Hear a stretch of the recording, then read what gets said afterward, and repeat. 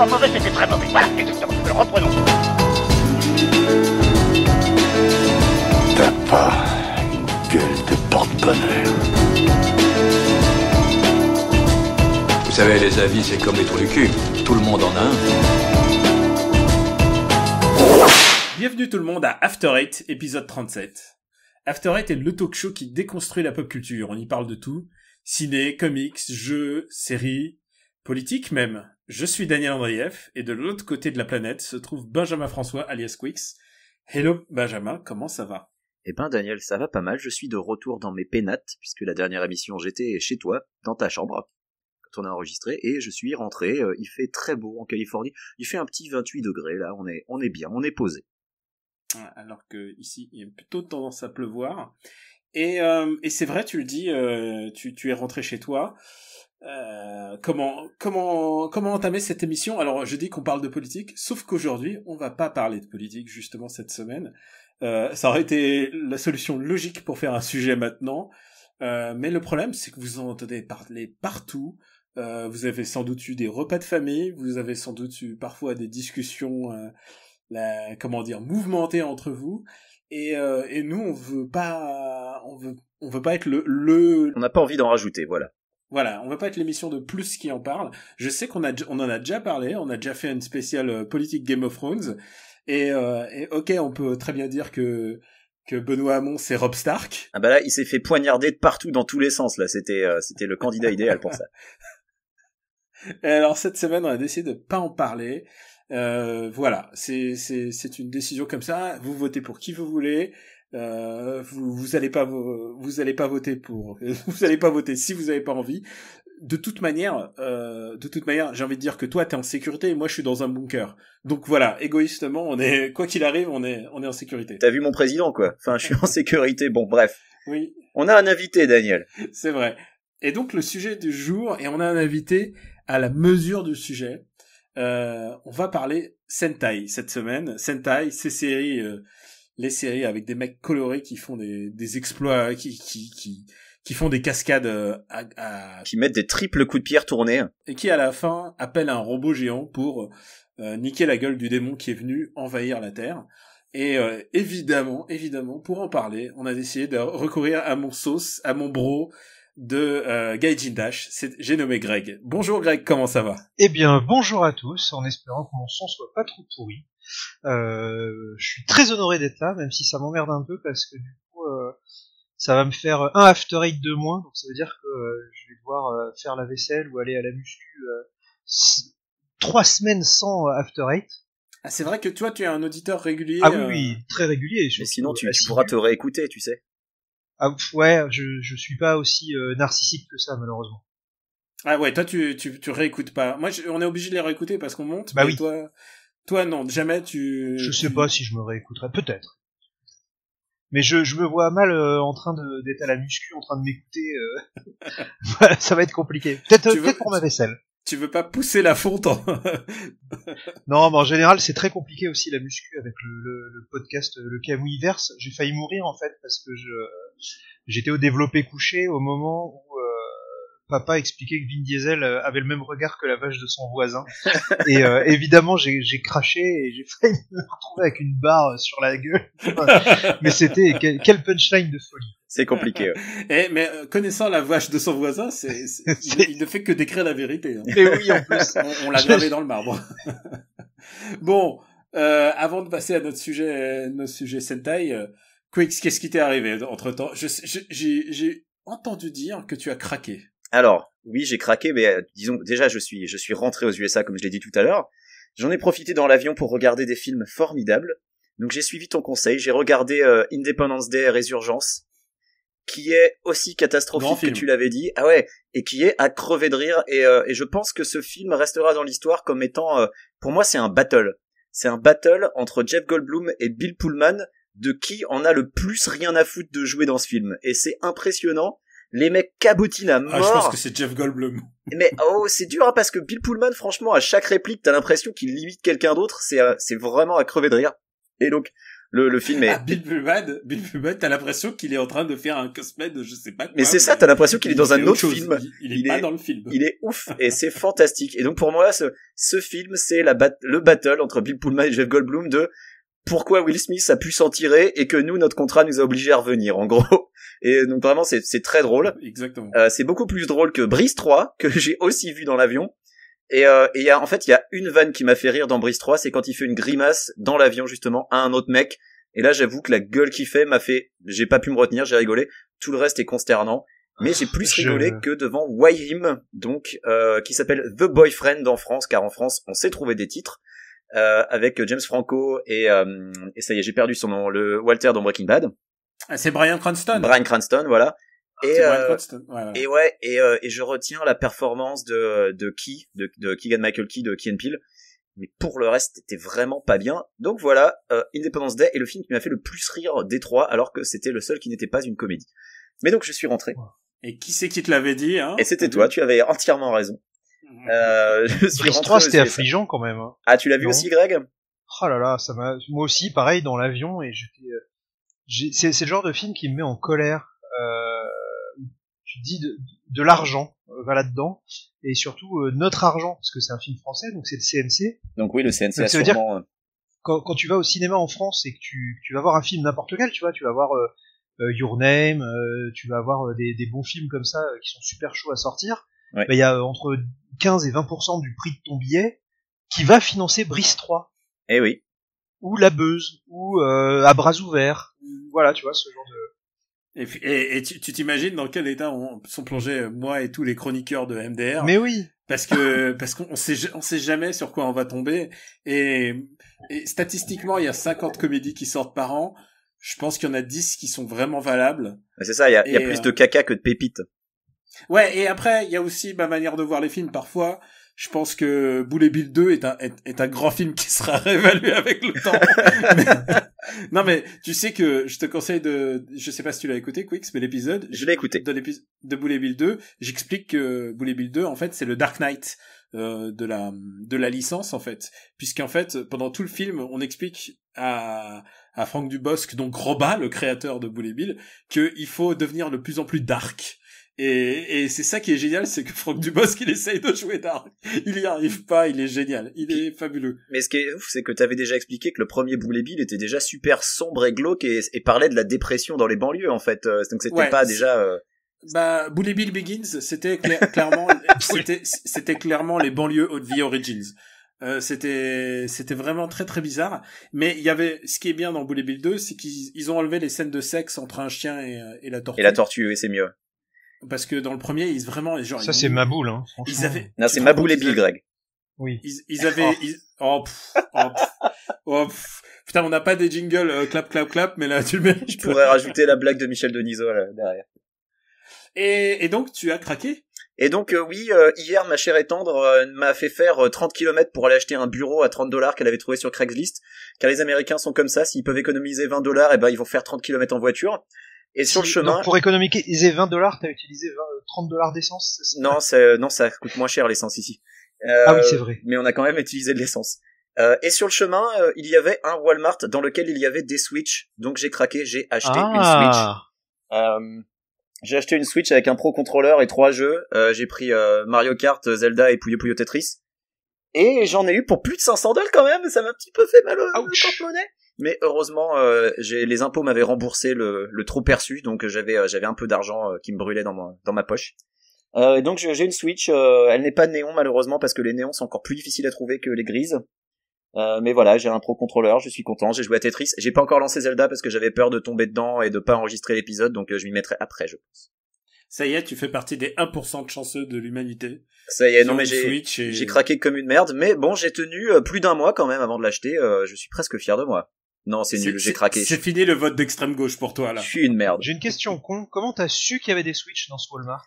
Parce qu'il y a un site web qui s'appelle Brickset sur lequel tu peux regarder les stocks de n'importe quel produit dans des Walmart dans un certain périmètre. Voilà, c'est la réponse que j'attendais. Greg en rêve la nuit de ça. Parce que sinon, sur Amazon, sur Best Buy, enfin partout, elle est en rupture totale et permanente.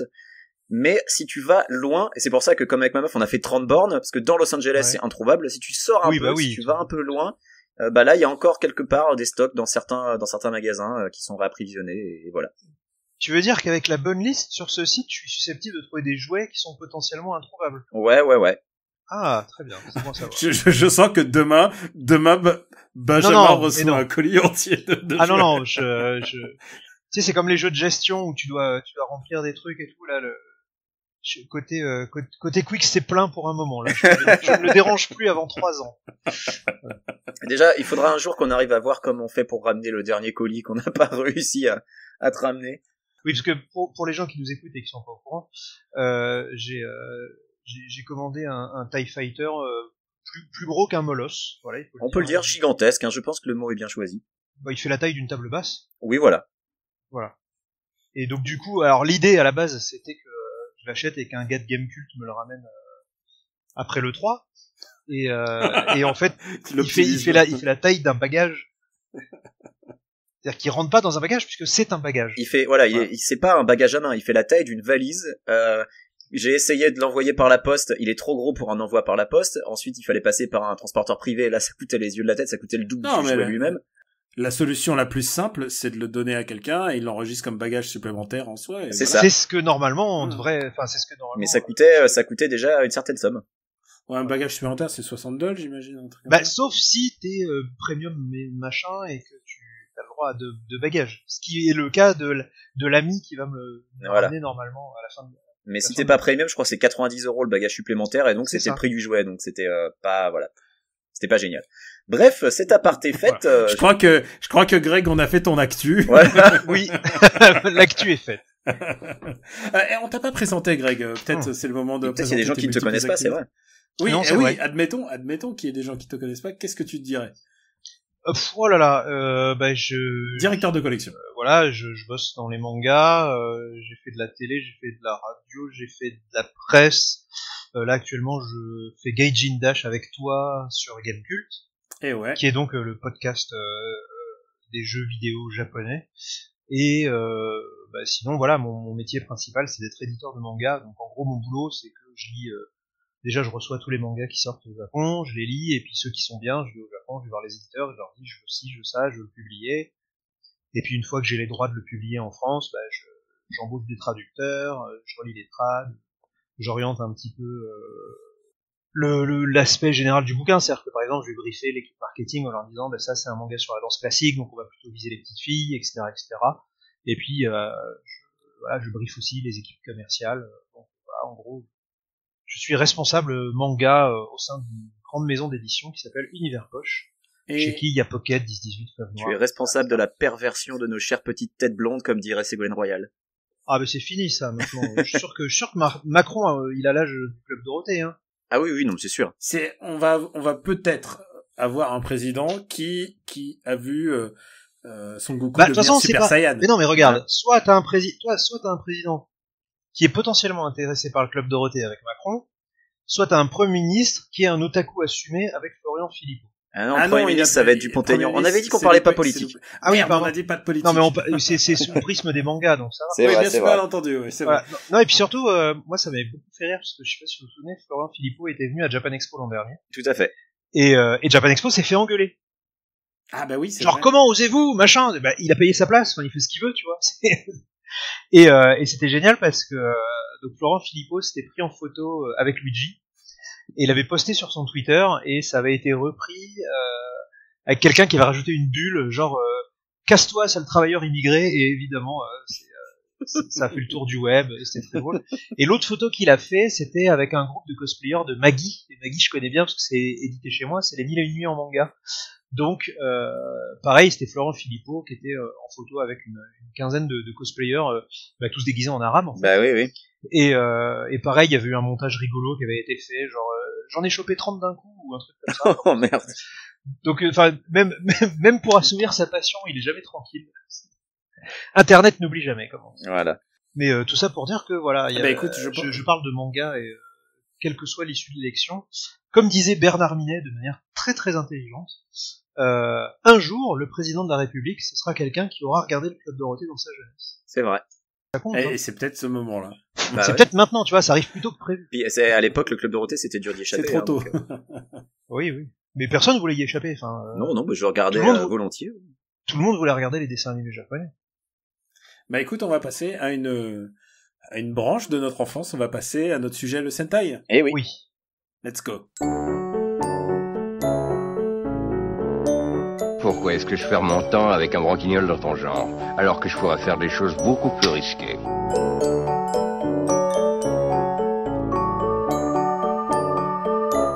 Comme ranger mes chaussettes, par exemple. Le Sentai. Bah, l'idée du sujet, il m'est venu lorsque j'ai enregistré un épisode de Nos Ciné, consacré à Power Rangers, le film. Et j'ai dit, ouais, en fait, le mec, je lui dis, bah, j'aime bien le Sentai, j'adore ça en tant que sujet, j'adore étudier le sujet Sentai, c'est un sujet qui me passionne. Et lui, mais regardez presque d'un air méprisant, en me disant, mais pourquoi tu regardes ça, quoi? Pourquoi tu t'infliges ça? Et j'ai compris tout de suite qu'il fallait pas m'entêter, pas tenter d'expliquer ma passion pour le Sentai, et qui remonte à vraiment loin. Je crois qu'elle remonte, comme toi, Greg, à peu près, on va dire Bioman, notre génération. Alors moi, ça remonte carrément à Sankukai. Toi, c'est Sankukai. Donc Ouais, tu- mais tu- j'ai 3 tu- ans de plus que toi, ça compte beaucoup à cette époque-là. Non, t'es 76, toi. 15. 75, ok. Mais moi, j'ai regardé Sankukai, j'étais à fond dans Sankukai. J'étais même Spectreman, à la rigueur. Ouais, Sankukai, j'en ai vraiment très très peu de souvenirs. Honnêtement, je me rappelle du générique et de pas grand chose derrière. Est-ce que Sankukai, on peut dire que c'était le premier Sentai diffusé en France, ou est-ce qu'il y avait Spectreman avant Oui, alors oui, c'est le premier. Sankukai, c'est le premier. Et il y a Spectreman aussi en même temps. Spectreman, non, c'est un tout petit peu après. Sankukai, c'est 78-79. Spectreman, c'est 80-81, normalement, si les souvenirs sont Et je n'ai pas vu le dernier épisode de Spectreman, et en fait, du coup, grâce à Internet, j'ai pu le voir, ça. Je te rassure, il gagne à la fin. Hein. Grand dentiste, puisque ça se termine, c'est l'avant-dernier, se termine sur un cliffhanger. Mais oui. Et comme Sankukai d'ailleurs. Bah, Oui, vous tout à qui fait. vous en souvenez mieux que moi, est-ce que vous pouvez présenter un peu Sankukai et en quoi c'était un défricheur en France? J'y vais. Ouais, vas-y, Ah, vas-y. vas-y, Greg, alors, j'y fais-toi plaisir. Alors Sankukai, en fait, il arrive en France pour deux raisons. La première, c'est évidemment avec la découverte de Goldorak, genre youpi, il y a des dessins animés pas chers qui cartonnent, et en plus les Japonais sont à l'autre bout de la terre, ils vérifient rien, donc on peut vendre les droits comme on veut, faire des glaces Goldorak, des t-shirts Goldorak, et leur filer 0 francs, ils verront jamais rien. Et je me rappelle aussi que les années 70, même s'il était mort, c'était encore la période de Bruce Lee, arts martiaux, film de karaté, film de kung fu. Et donc du coup, on a ce feuilleton japonais qui s'appelle en japonais Uchukara no Message, donc un message de l'espace, qui génial, c'est des vaisseaux dans l'espace qui se tirent sur la gueule, et quand ils atterrissent, ils se battent en faisant des pirouettes et du karaté. T'as Star Wars et t'as Bruce Lee en même temps. Ah ouais. C'est formidable. Alors, ce qu'il faut savoir de cette série, c'est que c'est une série qui est vraiment... sa genèse est passionnante. C'est-à-dire que Star Wars sort, succès mondial, les Japonais se disent on peut mieux faire. Donc ils font un film qui s'appelle Message from Space, qui est sorti en France en DVD, qui s'appelle Les Évadés de la Galaxie. Bon, c'est pas super, hein, je vous le dis tout de suite.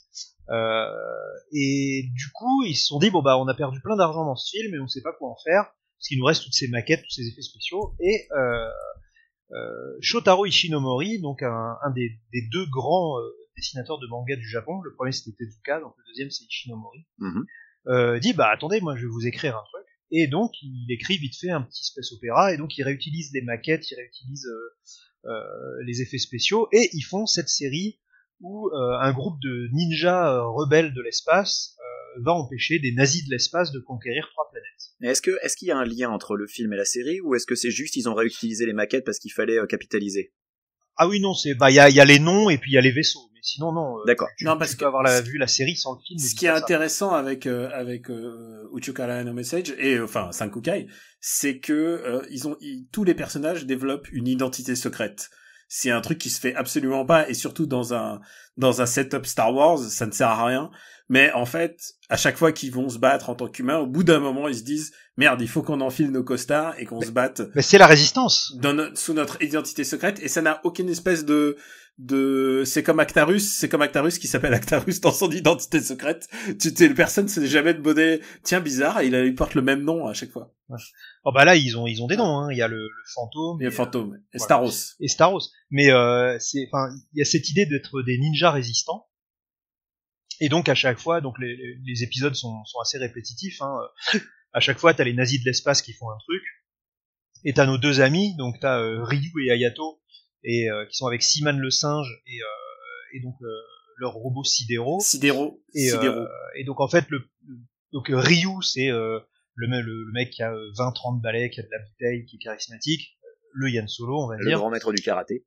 Voilà. Et Hayato, il a 17 ans et voilà, c'est le chien fou, il veut venger son père parce que son père était dans la résistance et il a été assassiné par les nazis de l'espace. D'accord. Voilà. Et donc du coup, ils ont ce vaisseau formidable qui est le Sankukai qui se déplie et qui peut balancer 2 mini-vaisseaux et donc en gros le schéma de chaque épisode c'est ah oui parce que les nazis sont super méchants, hein, donc des fois ils vont déporter des gens, des fois ils vont en gazer d'autres. Ah, il y a vraiment des assassinats horribles. Ah oui, ils chopent des espèces de bédouins de l'espace, hop, ils les foutent dans un trou, ils balancent du gaz et tu les vois tout le monde. Mais du coup, est-ce que ça a pas été censuré Ah non, à l'époque, il n'y avait pas de censure. D'accord. En France. C'est ça l'avantage. Enfin, l'avantage, entre guillemets, mais quoi qu'il en soit. Ça paraît fou que ça passe tel quel en France, en fait. Oui. Bon, en même temps, il n'y avait pas de sang. C'est vrai. Il y avait pas de sang et les méchants, ils explosaient. Voilà. Mais c'était des méchants. Et je précise un truc, c'est que donc Hayato, donc celui qui jouait le fantôme, était incarné par Hiroyuki Sanada et un des plus grands acteurs japonais. Ouais. Un nom qu'on a souvent cité dans Super Ciné Battle, et c'est un des plus grands acteurs japonais en activité. On l'a vu ensuite dans The Ring ou dans Sunshine, je crois, de Danny Boyle. Enfin vraiment. Ouais, il joue le père de Jackie Chan dans Rush Hour 3. Ouais. C'est-à-dire que de temps en temps, tous les 3-4 ans, les Américains le ressortent du placard pour dire tiens, on a besoin d'un asiatique.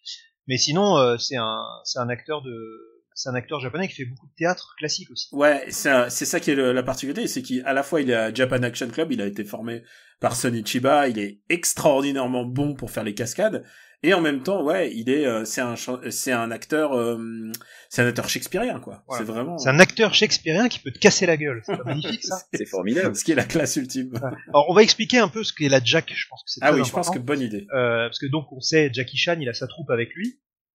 Et au Japon, il y a un groupe qui s'appelle le Japan Action Club, qui a été créé justement pour tourner toutes ces séries-là. Où en gros, c'est un centre de formation de cascadeurs. Voilà. Et donc, c'est Rémi Julienne, mais qui met des coups de pied sautés. Voilà, exactement. Donc c'est une école de gens qui apprennent à se battre pour les films de bagarre, mais le plus gros de leur activité, ça a été toutes ces séries-là, les Bioman et compagnie. D'accord. Et tout simplement. Ouais. Et ces gens-là sont toujours en activité. Le club. La Jack, ça existe toujours. Alors il y a la Jack. Alors après, ensuite, il y a eu des concurrents parce que forcément, il y en a qui se sont barrés, qui ont vers leurs propres écoles. Ouais. Donc il y a le Red Action Club qui en fait était formé par Nibori, qui était le mec qui était dans toutes les Forces Rouges, sous tous les costumes des Forces Rouges des années 80, c'était lui. Et il s'est barré, il a ouvert sa propre école de cascade qui s'appelle le Red Action Club, puisqu'il était rouge. Putain, mais tu sais qu'au détour d'une anecdote, tu viens de détruire un mythe, quoi. Les Forces Roses, c'était un mec sous le costume, quoi. Non, rouge. Ah, rouge. Ah, tu m'as fait peur. Mais sous les Forces Roses, il y a eu beaucoup de mecs aussi. Ah, il y a eu beaucoup de... D'accord, ils prenaient les plus petits, et voilà. Mais après, il y a eu des filles qui sont rentrées à la Jack, et qui étaient dans les costumes aussi. D'accord. Là, on parle de séries en équipe, donc avec les Forces Roses et Rouges, mais avant les équipes, moi, mes premiers souvenirs, donc c'était pas Sankukai, c'était XOR. Et on a parlé de Sonny Chiba. Daniel, XOR, est-ce que toi aussi, ça te rappelle des choses merveilleuses? Ah, alors, XOR, je me souviens avec précision quand j'ai regardé XOR, j'étais au CP. Hein, donc XOR, en VO, c'est quoi? C'est Charivan, Gavan. Ah oui, Utsukeiji Gavan.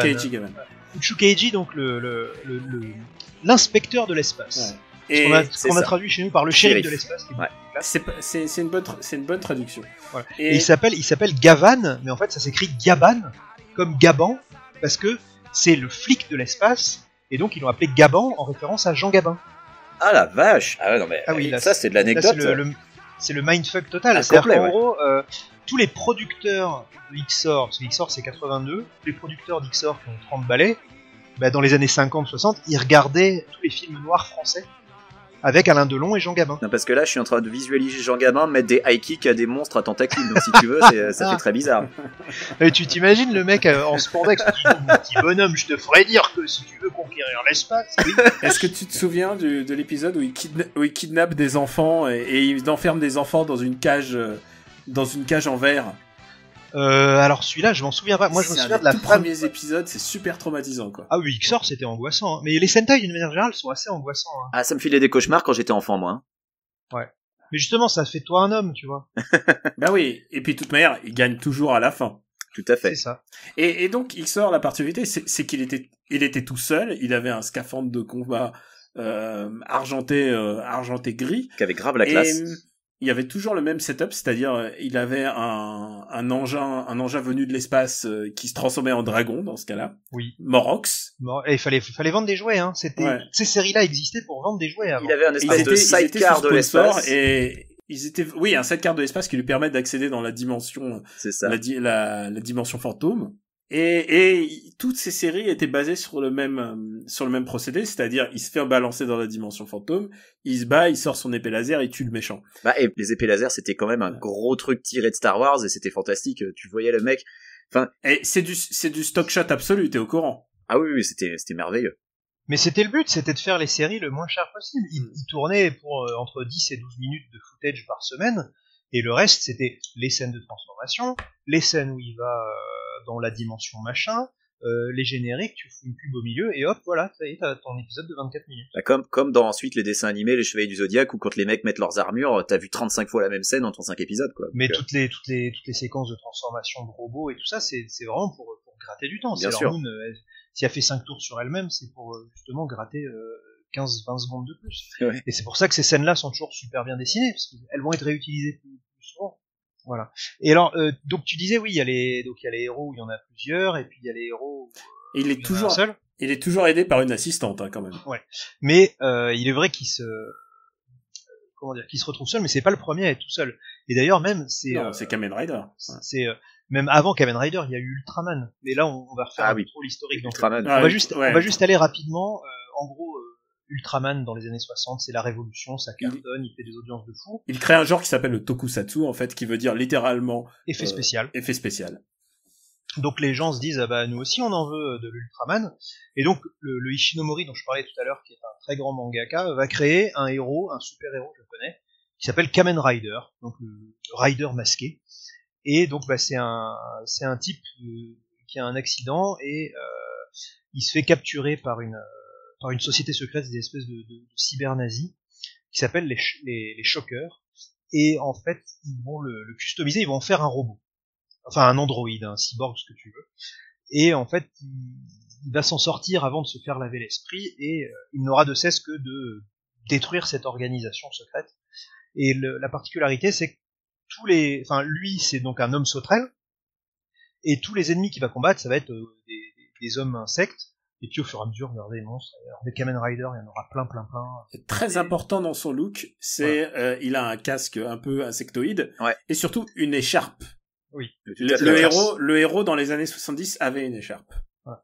Donc Kamen Rider, ça cartonne, et pendant ce temps-là, donc Ishinomori, bah, ça continue à marcher pour lui, il crée des nouveaux Kamen Rider, et puis au bout d'un moment, on se dit ouais, mais c'est bien d'avoir un héros, mais si on en avait plusieurs, on vendrait plus de jouets. Ben voilà. Et là, alors en France, là, en tout cas, la révolution, c'est Bioman. Ouais. Et donc l'ancêtre de Bioman, c'est Go Ranger. Or Go, ça veut dire 5 en japonais, donc Five Ranger en fait, qui sont encore là créés par Ishinomori. C'est 4 gars et une fille qui se transforment pour pareil casser la gueule à des méchants. Et la série va avoir énormément de succès parce qu'elle est beaucoup plus enfantine que les autres. Et à partir de là, donc c'est parti. Chaque année, il y en aura un nouveau. Et c'est à partir de là que naissent les chorégraphies à 5, les trucs qui sont multi-parodiés et par les inconnus et par tout le monde. Ils sont tous raccords à 5, quoi. Ils font des trucs d'acrosport, ou de la gym synchronisée, quoi.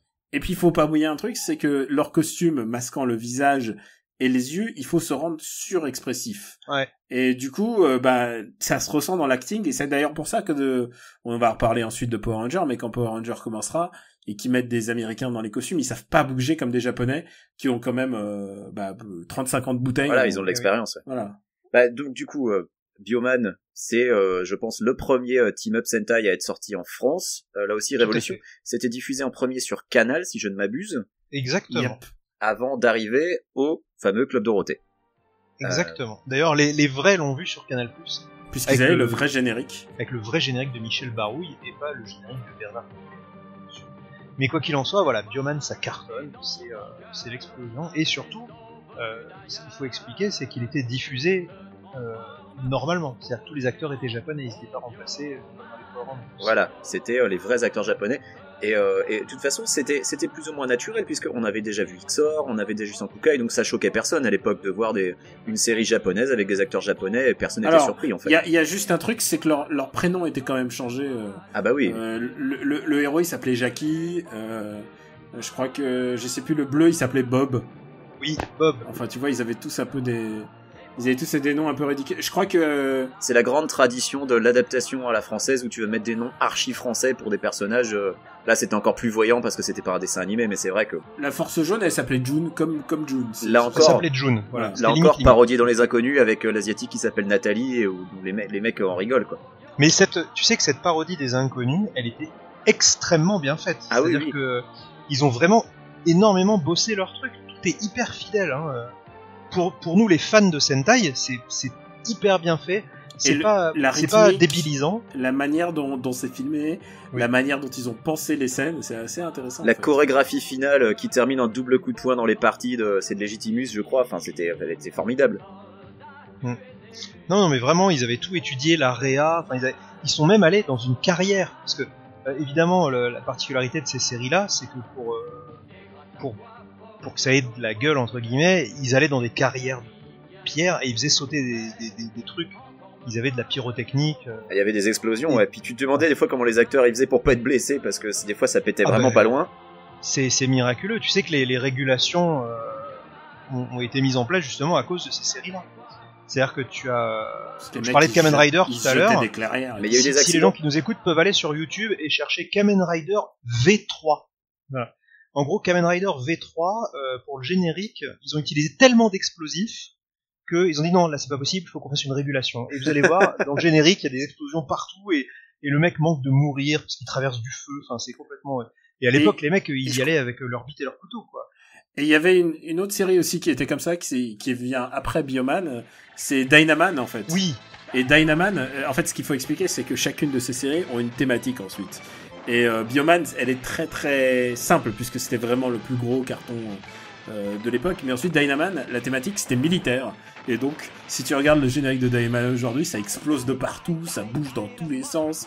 Ça n'a aucun sens. Ça n'a aucun sens. Je pense que c'est un de mes génériques préférés. Je sais pas pour toi, Greg. Mais... Ah bah, Dynaman. Je pense qu'il va falloir tous les linker. Hein, ah bah, je pense que je vais même les donner en musique à Quix pour qu'ils puissent les monter en même temps qu'on parle.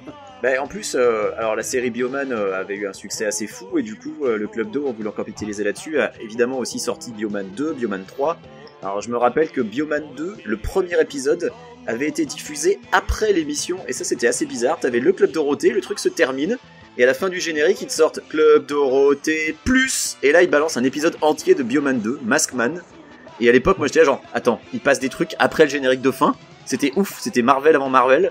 Et là, t'en avais un épisode entier de Bioman 2 Maskman. Et ensuite, je crois... Tu sais qu'il y a tout un truc, en fait, sur la manière dont ils diffusaient les séries. C'est qu'au Club Dorothée, on n'était pas prévenus. Au Japon, t'avais au moins des messages dans les journaux pour enfants.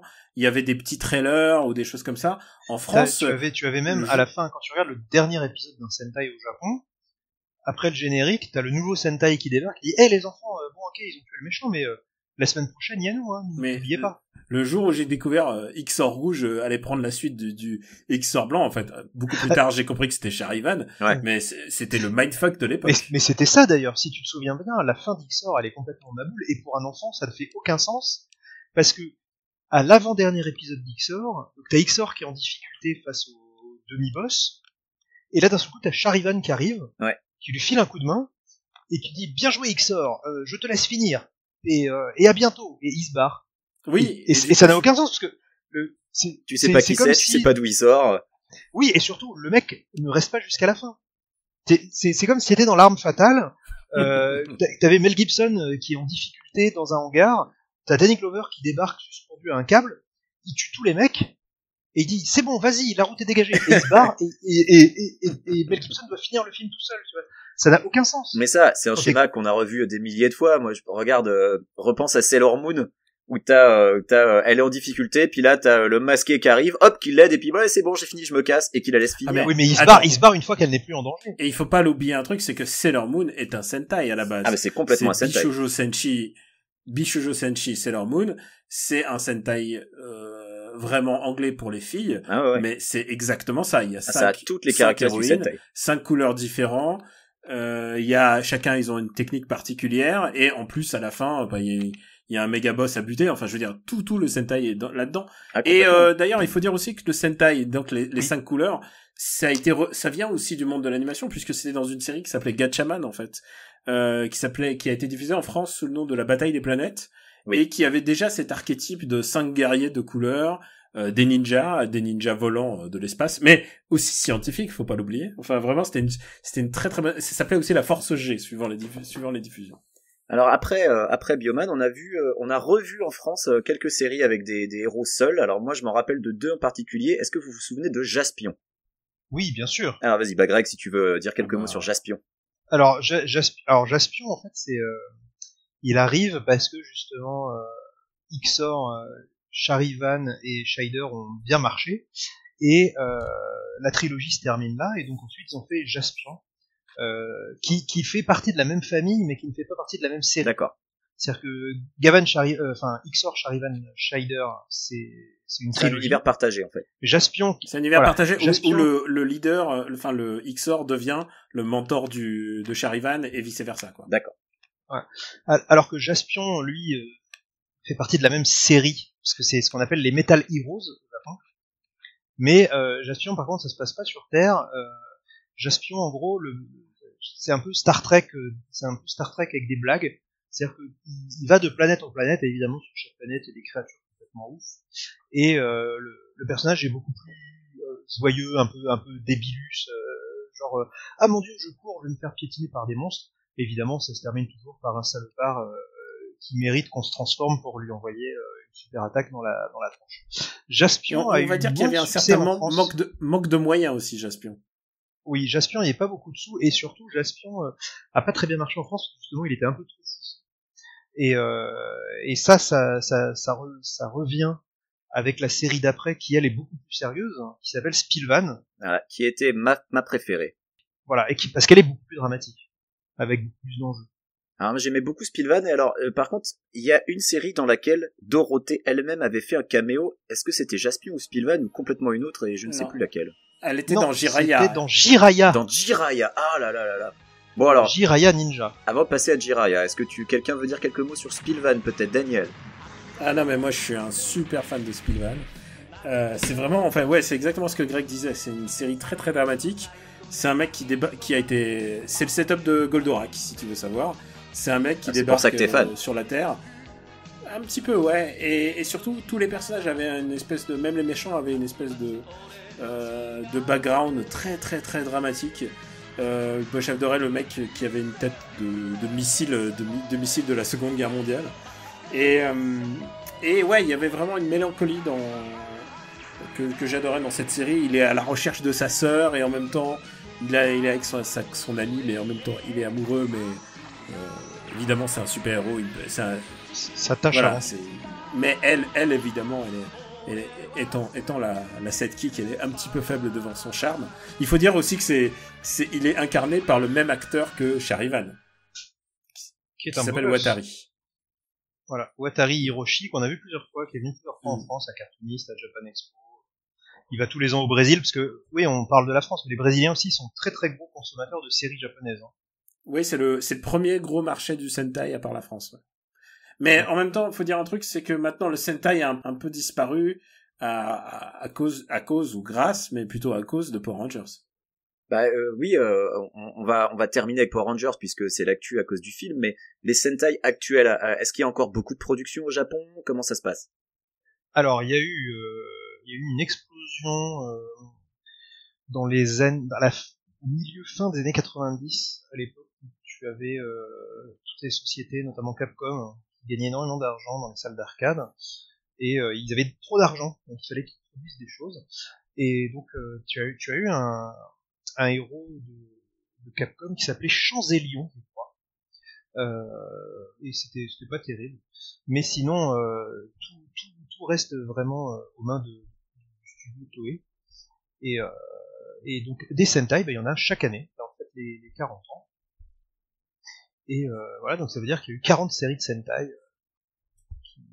Et il faut dire qu'il y a des thématiques, exactement. il y a des thématiques plus ou moins rigolotes. Par exemple, dans les dernières années, il y a eu la thématique du train. Il faut expliquer un truc, c'est que le train est très très important au Japon parce que c'est une espèce de lien social c'est une lien social, c'est que tu sois riche ou pauvre, tu prendras toujours le train.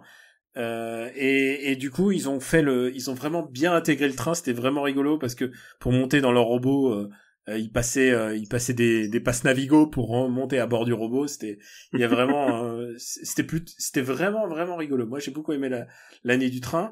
Et l'année dernière, c'était celle des animaux Minecraft. C'est bien ça? Ah oui, il était horrible celui de l'an dernier. C'était Minecraft. Alors, même. je trouve que conceptuellement, c'est intéressant. Hein. Ouais, mais les jouets étaient nuls, quoi. Bah, c'est le problème, c'est qu'en fait, même les Sentai ont été obligés de se moderniser et que maintenant, ils sont beaucoup plus en images de synthèse. Ah, ça me rend Et triste. nous, Greg et moi, on est plutôt de l'ancienne école. On aimait bien quand c'était du carton-pâte, quand c'était bricolé. Et maintenant, quand je vois Quand une c'était des mecs transformation qui en image risquaient de leur vie avec les synthèse, explosions. Ouais. Alors pardon, excusez-moi, je me suis trompé, j'ai fait une erreur. Je viens d'avoir un flash. Ouais. C'est pas Chanzélion. c'est Guyver, non? Non, c'est Ah, Guyferd. Guyferd. Ouais, Guyferd. Pour les gens qui veulent chercher à quoi ça ressemble les Sentai made in Capcom. Et figure-toi que Guyferd existe sur PlayStation. Évidemment, Oui. Capcom ne s'est pas gêné pour faire un jeu. Et je l'ai retrouvé il y a pas longtemps, là, puisque j'étais en train de ranger mes jeux dans ma cave. Et effectivement, je suis retombé sur Guyferd. J'étais en train de me dire, putain, mais Capcom, ils avaient vraiment trop d'oseille à l'époque. C'était pas possible. Et, il faut juste qu'on place un mot sur, puisque, en fait, c'est la première fois que j'en parle depuis des années, en fait, Greg. Mais, Greg et moi avons participé à une entreprise de Sentai française. Ah, bah, je le gardais pour la fin, mais on va en parler maintenant, hein. On va en parler maintenant. Ah bah, autant oui, en parler Greg, maintenant. Greg et toi. Ouais. Greg et toi, vous étiez dans France 5. On a inventé et produit une série de Sentai françaises. Greg, tu veux le présenter ou tu... Oh, vas-y. Ça fait tellement longtemps, j'ai l'impression. En fait, à l'époque, on était très fan d'une série d'un one shot qui s'appelait Aikoku Sentai, qui était produite par les mecs qui plus tard vont fonder la Gainax, que vous connaissez tous parce que ils ont Evangelion, c'est eux qui ont produit Evangelion et Gunbuster.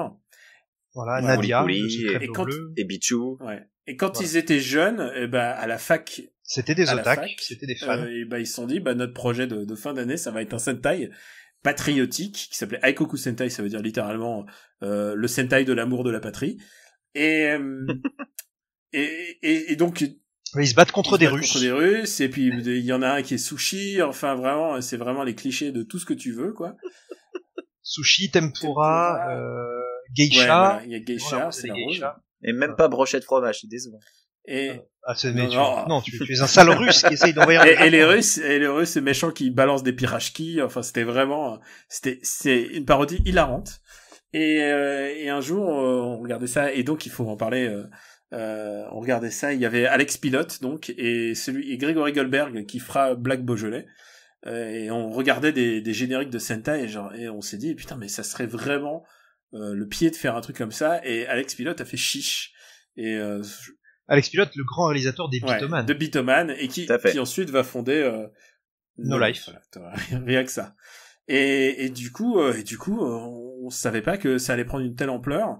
On a fait le premier épisode assez vite, en fait. On a fait 10 mois de production en fait étalé pour Voilà. il faut savoir un truc, c'est qu'on soit les gens étaient étudiants, soit on avait comme Greg et moi, on avait un travail à côté et on prenait on foutait à l'époque aujourd'hui si on le faisait on aurait fait un Kickstarter, mais à l'époque on chacun mettait de l'argent dans une caisse et voilà comment on a financé notre premier épisode et on faisait ça tous les week-ends. Et devant le succès, et aussi on était assez contents et surtout on voyait notre marge de progression parce qu'on se disait un Sentai il faut quand même qu'il y ait un épisode par épisode. Ça se voit d'épisode en épisode, clairement. On était parti pour en faire qu'un, vraiment. Ouais. Et puis devant le succès, on s'est dit on va continuer. Et puis surtout on avait envie de faire mieux. Et c'est vrai qu'à la base France 5 on l'avait fait pour les Japonais. Voilà. On s'est dit on va faire le truc le plus français possible, Blue accordéon, Yo baguette, etc. Et on l'a montré au Japon et ça c'est à l'époque c'était des cassettes vidéo, ça s'est très vite échangé sous le manteau parce qu'on l'avait sous-titré en japonais en plus et c'est devenu culte au Japon et donc du coup on en a fait plusieurs, enfin, c'était assez rigolo et même d'ailleurs pour les derniers il y a carrément des japonais qui sont devenus copains avec Alex Pilote qui étaient donc fans de Sentai, des fans de Sentai japonais qui sont venus, qui lui ont filé un coup de main, la tête du robot c'est des japonais qui l'ont sculpté je crois si je me souviens bien, enfin, bon, c'est vraiment une très belle entraide. Il y a même des japonais qui ont fait un guide. Ah, le fanzine. Mais tu sais qu'il y a plein de gens qui le recherchent et qui me disent, ouais, est-ce qu'on peut le choper? Mais ça coûte très cher. Maintenant, je crois qu'il est, ouais, vraiment, si tu le trouves à Mandarake, là, il va avoir une petite cote quand même. D'ailleurs, si vous en avez un autre, je suis prêt à le racheter.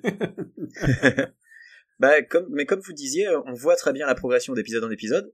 Moi, j'étais fan de France 5 avant de vous connaître, les gars. Donc, maintenant, j'ai mon DVD dédicacé par Bleu Accordéon. Je suis très fier. Mais c'est clair qu'entre l'épisode 1 et les derniers, il y a une progression qui est énorme en matière d'acting, en matière de cascade, en matière d'effets spéciaux, même en matière de costumes. Les premiers costumes, tu sentais que les gars, vous avez fait ça avec 3 bouts de ficelle parce que vous aviez pas de thunes. Et mais derrière chaque épisode, même les premiers où il y avait pas de budget, on sentait la passion. Vous vouliez faire bien malgré le manque de moyens, et c'est ça qui était cool. Et tout a évolué. Il faut voir une chose, c'est qu'à l'époque, YouTube n'existait pas. Même le DVD en était assez balbutiement. On pouvait pas penser à graver des DVD, et on savait pas du tout si ça allait marcher. C'était un produit qui était d'abord, tu as complètement le droit de diffuser France 5. On est complètement y a pas de, moi je crois que c'était des CD gravés vendus sous le manteau à Japan Expo que j'avais récupéré ou un truc comme ça. Voilà, le truc c'est que c'était un truc qui était fait pour être diffusé en convention, surtout c'était le principal vecteur de diffusion en France, quoi. Mais c'était à l'époque où Japan Expo était au CNIT, donc ça date. Oh putain, ça date, et puis à la base France 5 c'était pas fait, on s'était tous mis d'accord, on s'est dit on ne fait pas d'argent avec France 5.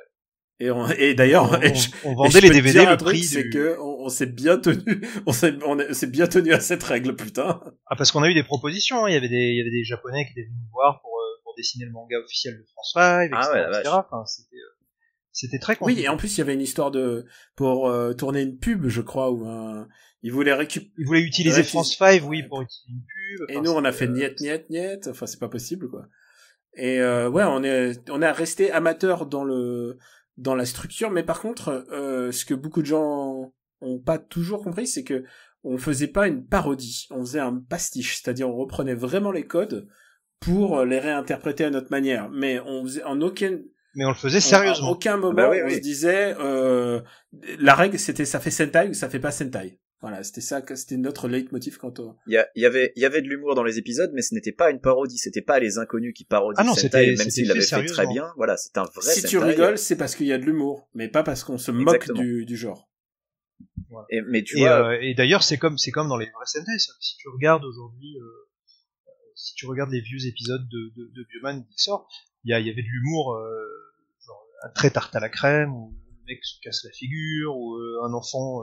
il dit t'as grossi machin, et puis le héros il fait non, voilà, c'est de l'humour bon enfant, et c'est ce qu'on a mis dans France 5. À aucun moment il y a quelqu'un qui se tourne vers la caméra pour dire oh là là vraiment ses ennemis ils sont un peu les Bulk et Skulk du début de Power Ranger. Et alors je vais te dire un truc, je sens ta transition toute faite pour Power Ranger. S'il y avait un truc dans France 5 au début dont on voulait pas entendre parler, c'était Power Ranger. Voilà. Alors mais c'est vrai pas que forcément faire une transition là-dessus. Vas-y Greg, termine ce que t'avais commencé à dire. Pardon. C'est vrai que nous aussi, à l'époque, parce que France 5 ça va bientôt avoir 20 ans, Oh merde. on était vraiment, c'était le tout début d'Internet, et les otaku, c'était encore enfin, les geeks de trucs japonais, c'était des gens à l'époque qui étaient très isolés entre eux.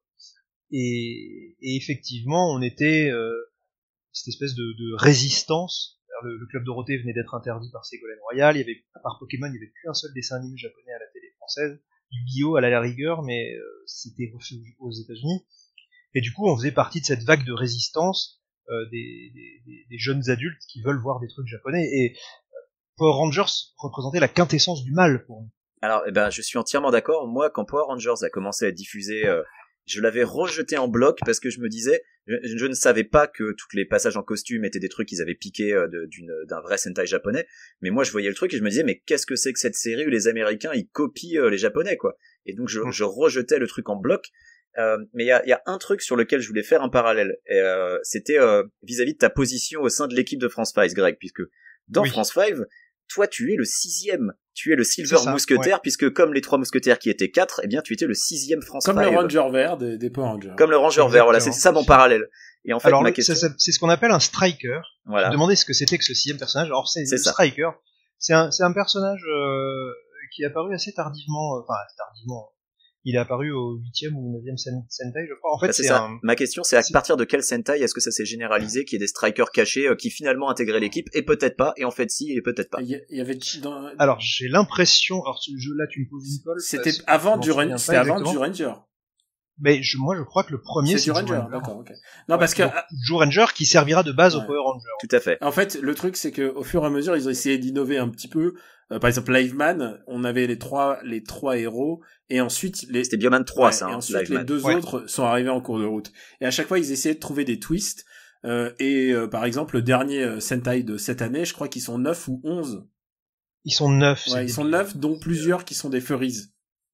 Oh merde. Ah, mais c'est irregardable. Et tu sais, en plus, avec le temps, les acteurs de Sentai ressemblent de moins en moins à des cascadeurs, tu vois, à des mecs qui sont capables de faire des cascades. Ils ressemblent plus à ce qu'on appelle entre nous des hosts, c'est-à-dire des beaux gosses. Des beaux gosses qui servent des verres dans les cabarets malfamés. Ouais. Alors en fait, là on s'éparpille un peu, mais pour revenir sur le striker, en fait c'est un personnage, c'est un espèce de Vegeta ou de chevalier du Phénix qui est gentil, mais qui est anti-héros en fait. Il vient, il file un coup de main et puis il se barre. Et en général, il est un petit peu plus sombre, il est un peu moins noble. C'est un personnage un peu rogue, comme on dit. Ouais, c'est le chevalier du Phénix. Voilà, exactement. Mais et puis en général, il est un petit peu plus âgé pour pouvoir jouer la passation de pouvoir, etc., etc. Et à la base, oui, le Silver, il devait apparaître. On avait prévu de faire qu'un seul épisode de France 5, donc à la base, il avait zéro background, tu vois. C'était juste il arrive, il file un coup de main et puis il se barre. Et c'était presque un gag, le Silver. Oui, voilà, c'était pour dire on a été fidèle au Sentai jusqu'au bout. Voilà. Et puis évidemment, dès qu'on a décidé qu'il y aurait plusieurs épisodes, il a fallu créer un background, etc. Mais à la base, non, on devait même pas voir sa tête, tu vois. Bah ouais. Et donc voilà, et donc ce striker, ce principe du striker a été repris donc dans Power Rangers, puisque Power Rangers, on l'a dit, est une série américaine qui repique des stock shots d'une série japonaise pour les scènes d'action, parce que les Américains ont décidé que c'était pas possible de voir des Nyakwe à visage découvert, et donc ils ont fait cette espèce de chose, de créature de Frankenstein. C'est beaucoup plus compliqué que ça. Il y a une asiatique dans le premier Power Ranger, et au contraire, les Power Rangers tels qu'ils sont... Oui, mais c'est Benetton. Oui, tels qu'ils sont mis en scène, et au contraire, ils sont super multiraciaux, il y a un noir, ce que il n'y a jamais eu dans les Sentai, je peux t'assurer. Oui, mais bien sûr, mais c'est pour présenter l'Amérique multiraciale, mais l'Amérique avant tout. Il fallait pas qu'il y ait que des Japonais. Mais c'est le génie de Haïm Saban. Ce génie. Je pense qu'il faut qu'on fasse la transition sur Haïm Saban. Daniel, il pourrait te faire un épisode entier sur Haïm Saban, vas-y Daniel. Ah non, mais je laisse Greg en parler. En fait, j'ai écrit un article dessus. Dans le dernier UGC Limité, j'ai écrit un article dessus, donc si tu veux avoir un historique de la vie, mais je préfère entendre Greg en parler, vas-y. Vas-y Greg, présente-nous Haïm Saban pour les gens qui ne connaîtraient pas. Haïm Saban, c'est un producteur de génie, qui a fait énormément de choses, qui a été dans tous les coups, et qui est vraiment dans toute la galaxie de l'enfance des gens qui ont l'âge d'écouter After Eight. Il commence par faire... au début, il produisait de la la variété pop en France dans les années Il 70. faut expliquer, il est franco-israélien. Voilà, il est franco-israélien. Il a ce coup de génie de faire venir Noam, le petit protégé de l'époque, Tout à fait. et de lui faire chanter Goldorak. Noam qui parlait à peine français, hein, on le rappelle, à l'époque. Voilà. Bah, il chantait en phonétique. Et donc, il lui fait chanter Goldorak. Hop, 1 million d'exemplaires vendus. Et le coup de génie de ce million d'exemplaires, si tu permets, Greg, c'est que d'habitude, t'as un accord de diffusion et d'édition avec une maison de disques. Et là, pas du tout. Lui, il a pris tout le risque financier du stock était pour sa pomme. Et du coup, il l'a vendu, il a fait 5000 exemplaires. C'était qui tout double. C'était qui tout double. Et sinon, il se retrouvait avec les 5000 exemplaires et c'est la merde. Et il a laissé son agent commercial. Bon, bah, écoute, tu t'occupes du business. Moi, je vais prendre ma piscine à Cannes ou je sais pas où. Et il s'est barré pendant les vacances. Et le temps de revenir, bah, Goldorak a été diffusé. Et c'est le méga carton, ils en sont à plusieurs réimpressions, et ouais, il en a pas fait que 1 million, je crois qu'il en a fait 3 millions. T'es sûr? Ah, je crois que c'est 2,5 minimum, ouais. À Wikipédia, mais quoi qu'il en soit, voilà, il Ouais. se dit, je tiens un truc, donc il va faire les génériques des 4 Fantastiques, il va Ulysse faire 31. Ulysse 31, et il va pas s'arrêter au dessin animé. Starkey Il Hutch. va faire Starsky Hutch, il va faire Dallas, il va en fait remusicaliser tous les hits de la série télé française des années 80. Est-ce qu'on est d'accord juste pour dire que Starkey Hutch, le générique français, il éclate l'américain? Mais bien sûr, mais même Ah, il Dallas, est même Il est trop bien. à cette époque-là, les génériques de séries américaines, c'est juste quelques notes de musique. Alors que lui, il fait vraiment et puis il a un vrai sens musical très catchy. Et Puis il les sort en il disque va- aussi, hein. Les Cités d'Or. il va faire les disques, il va faire il va faire aussi les BGM, genre les BGM d'Inspecteur Gadget. T'écoutes l'instrumentalisation et tout, elle est ma boule. Enfin, Et celle l'orchestration, elle est des incroyable. Cités d'Or aussi, Les c'est ouf. Cités d'Or sont incroyables. Enfin, Ulysse 31, il est vraiment super fort. C'est un grand producteur, quoi. Et au bout d'un moment, à la fin des années 80, au début des années 90, il dit bah, j'en ai marre d'être l'arabe de service, il se barre aux États-Unis. Et il repère le concept de Sentai avec le succès de Bioman en France. Et d'ailleurs, il va proposer les Power Rangers une première fois dans les années 80 en proposant un prototype qui reprend les scènes de baston de Bioman et avec des acteurs à qui il a fait tourner des essais. J'ai jamais vu ces essais malheureusement et je les recherche à tout prix. Et qui jouait dans le Bioman américain de savant qui n'a jamais vu le jour? Marc Dacascos. Oh putain. Voilà, Marc Dacascos tout jeune avec un bandana autour de la tête. Par contre, et les ça extraits- s'appelait Power Rangers Bioman. Je crois qu'il y a quelques secondes qu'on peut voir dans un des reportages. Et c'était très autoparodique, c'est-à-dire oh là là, mais regardez la dernière folie d'Aim Savant, mais que se passe-t-il? Oh, on va envoyer le robot géant, tu vois, c'est ce genre-là. C'était très 3e degré, quoi. Voilà. Et donc du coup, Haïm Saban finit par réussir à lancer les Power Rangers. Et à l'époque, quand il lance les Power Rangers, le concept est très simple, c'est de produire une série de très haute qualité avec très peu d'argent. C'est-à-dire qu'il reprend donc, comme on le sait désormais, un Sentai japonais, donc le Ju Ranger, et il coupe toutes les scènes avec les acteurs, il tourne des mini-sitcoms à intercaler entre les scènes de combat, C'est et les ça, Power c'est de la Rangers sitcom. sont nés. Voilà. Et du coup, il arrive, personne n'y croit, parce qu'on est en 91, on est en pleine fièvre des Tortues Ninja encore. Et puis, il faut savoir un truc, c'est qu'aux États-Unis, le Sentai est inexistant. Les mecs, Complètement. il y en a eu un ou deux qui n'ont pas forcément marché ou marqué les esprits, et ils ne connaissent pas. Il y a eu Battle Fever, qui est sorti aux États-Unis, mais c'était alors je sais plus comment ça s'appelle. La Japanime, d'ailleurs, était quasiment inexistante aux US aussi à cette époque. Hein. Mais tout était refait en fait. Tout était réécrit. La Japanime n'existait qu'en vidéo. Bah, ils ont eu Robotech, qui était un remontage de Macross et de Northern-Cross et de Mospeada, mais globalement. Voilà, Voltron, qui est une réécriture de Golion. C'est ça. Et donc, ils ont eu Battle Fever, qui est un des tout premiers Sentai aux États-Unis, sauf que c'était diffusé, mais ils avaient redoublé n'importe comment, ils avaient fait un espèce de grand détournement. Et donc, évidemment, personne ne s'en souvenait. Mais donc, la quand les déferlante de la Japanime et des programmes japonais aux États-Unis, c'est début 2000. C'est pas avant. C'est ça, exactement. Et donc, je termine vite Vas-y. sur Power Rangers. Donc, ça démarre à la télé, et là, c'est un carton monumental, parce que, en plus, c'est plein de bonnes valeurs. Tout ce que n'est pas le film, d'ailleurs, on parlera du film tout à l'heure, parce qu'il faut bien hater quand même. Mais enfin, moi, je le regarde aujourd'hui, la première saison de Power Rangers avec mon fils, parce qu'elle est sur Netflix.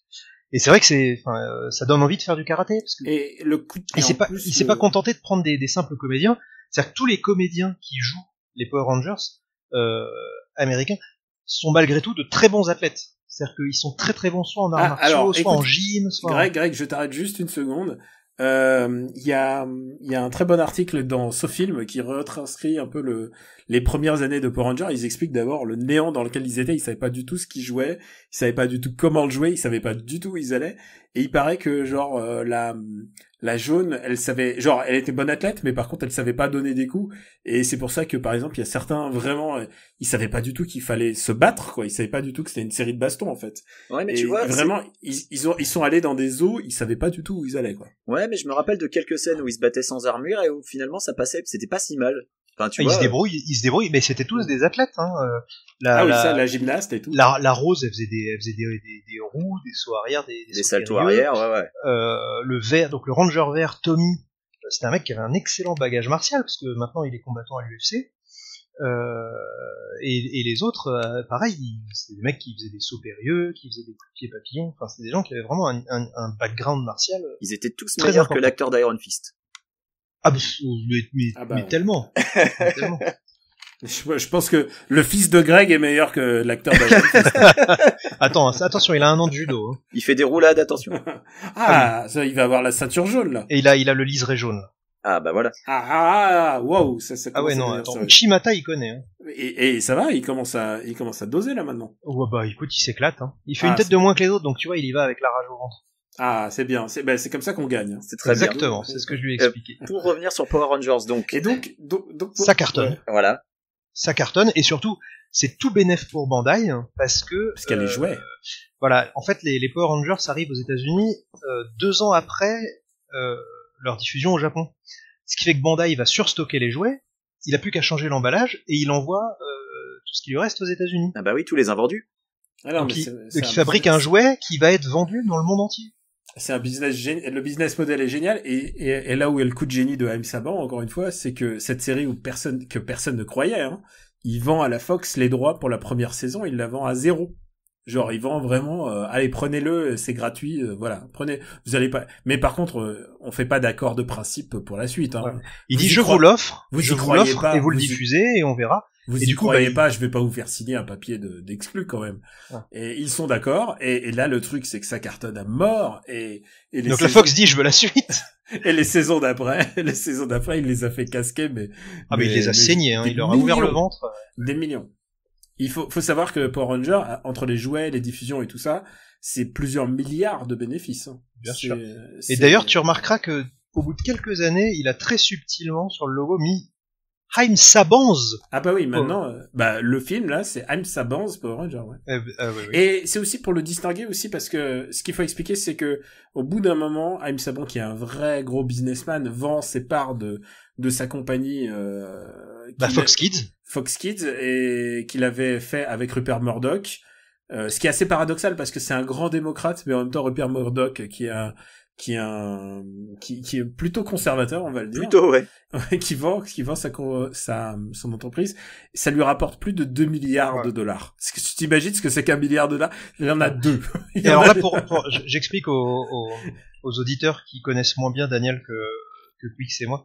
Là, en fait, il en parle avec un grand sourire. Moi, je l'entends à sa voix qu'il est en train de se marrer parce que il y a une chute à cette histoire dont Daniel nous régale à chaque fin de soirée. Vas-y. Et ben en fait, c'est que ce génie de Haïm Saban, donc il gagne 2 milliards quand même, tu vois. Il vend tout le Fox Kids, c'est vendu à Disney, donc Disney qui est quand même une boîte qui a quand même des moyens. Le roi qui est censé être le roi de l'entertainment pour les enfants. Ouais. Et Disney quand même fait quelques saisons de Power Rangers, mais tu sens le déclin vite arrivé et surtout l'enthousiasme. Ça commence à se ternir. Genre, mais ils savent pas faire.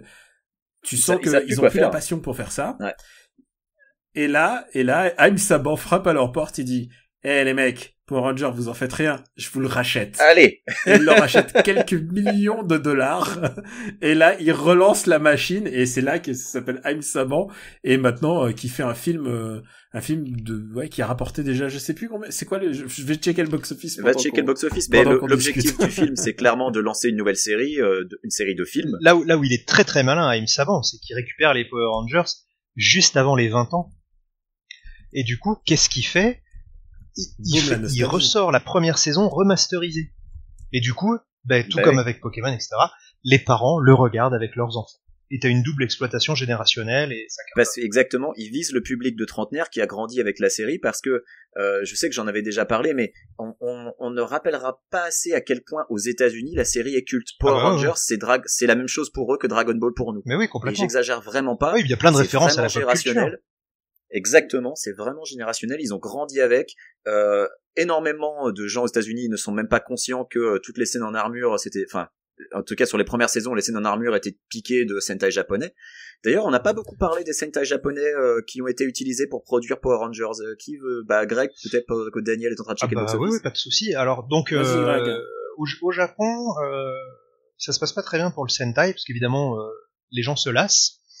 Donc à la fin des années 80, ils se disent on va faire le dernier Sentai et puis c'est fini.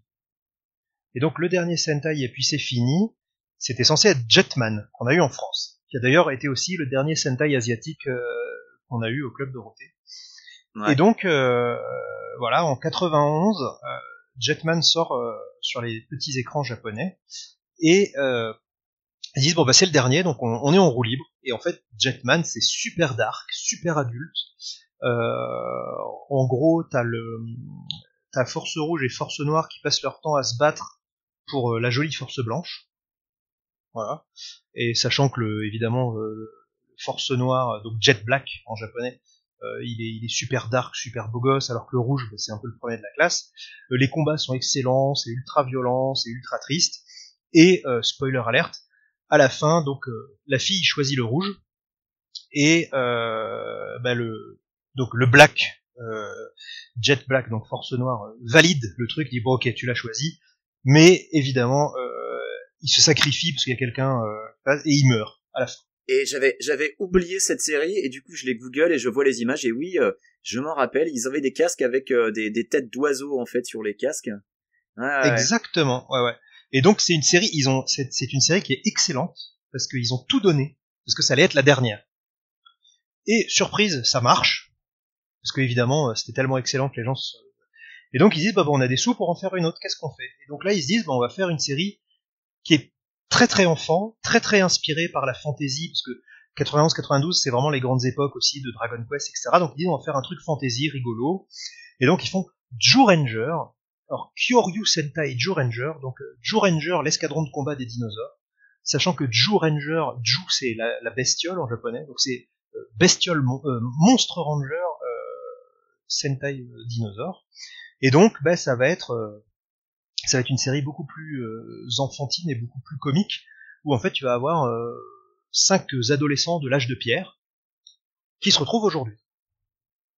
Voilà. Et donc évidemment tu te doutes bien qu'ils sont très surpris quand ils voient des cafetières et des bagnoles, et ils vont devoir combattre un ennemi, Pandora, qui est donc une super méchante avec tout un tas de monstres, et donc ça cartonne. Tu remarqueras deux choses, Greg, si tu me permets. C'est qu'à chaque fois qu'il y a des dinosaures, c'est la série préférée aux États-Unis. Oui.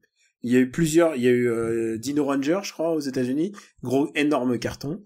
Zyuranger, donc c'est gros carton. Et il y a aussi un autre truc, c'est qu'à chaque fois que c'est devrait être la dernière série, donc la dernière, par exemple la dernière série de Power Rangers avant que Haim Saban récupère la licence. C'est Power Rangers RPM, dont je suis assez fan. Je sais qui pas est très dark, non, moi alors, elle est peut-être un peu dark. Non, je crois qu'elle est bien pour ton fils maintenant. Et c'est littéralement toute l'humanité qui est morte et qui vit sous une espèce de dôme à la Mad Max, quoi.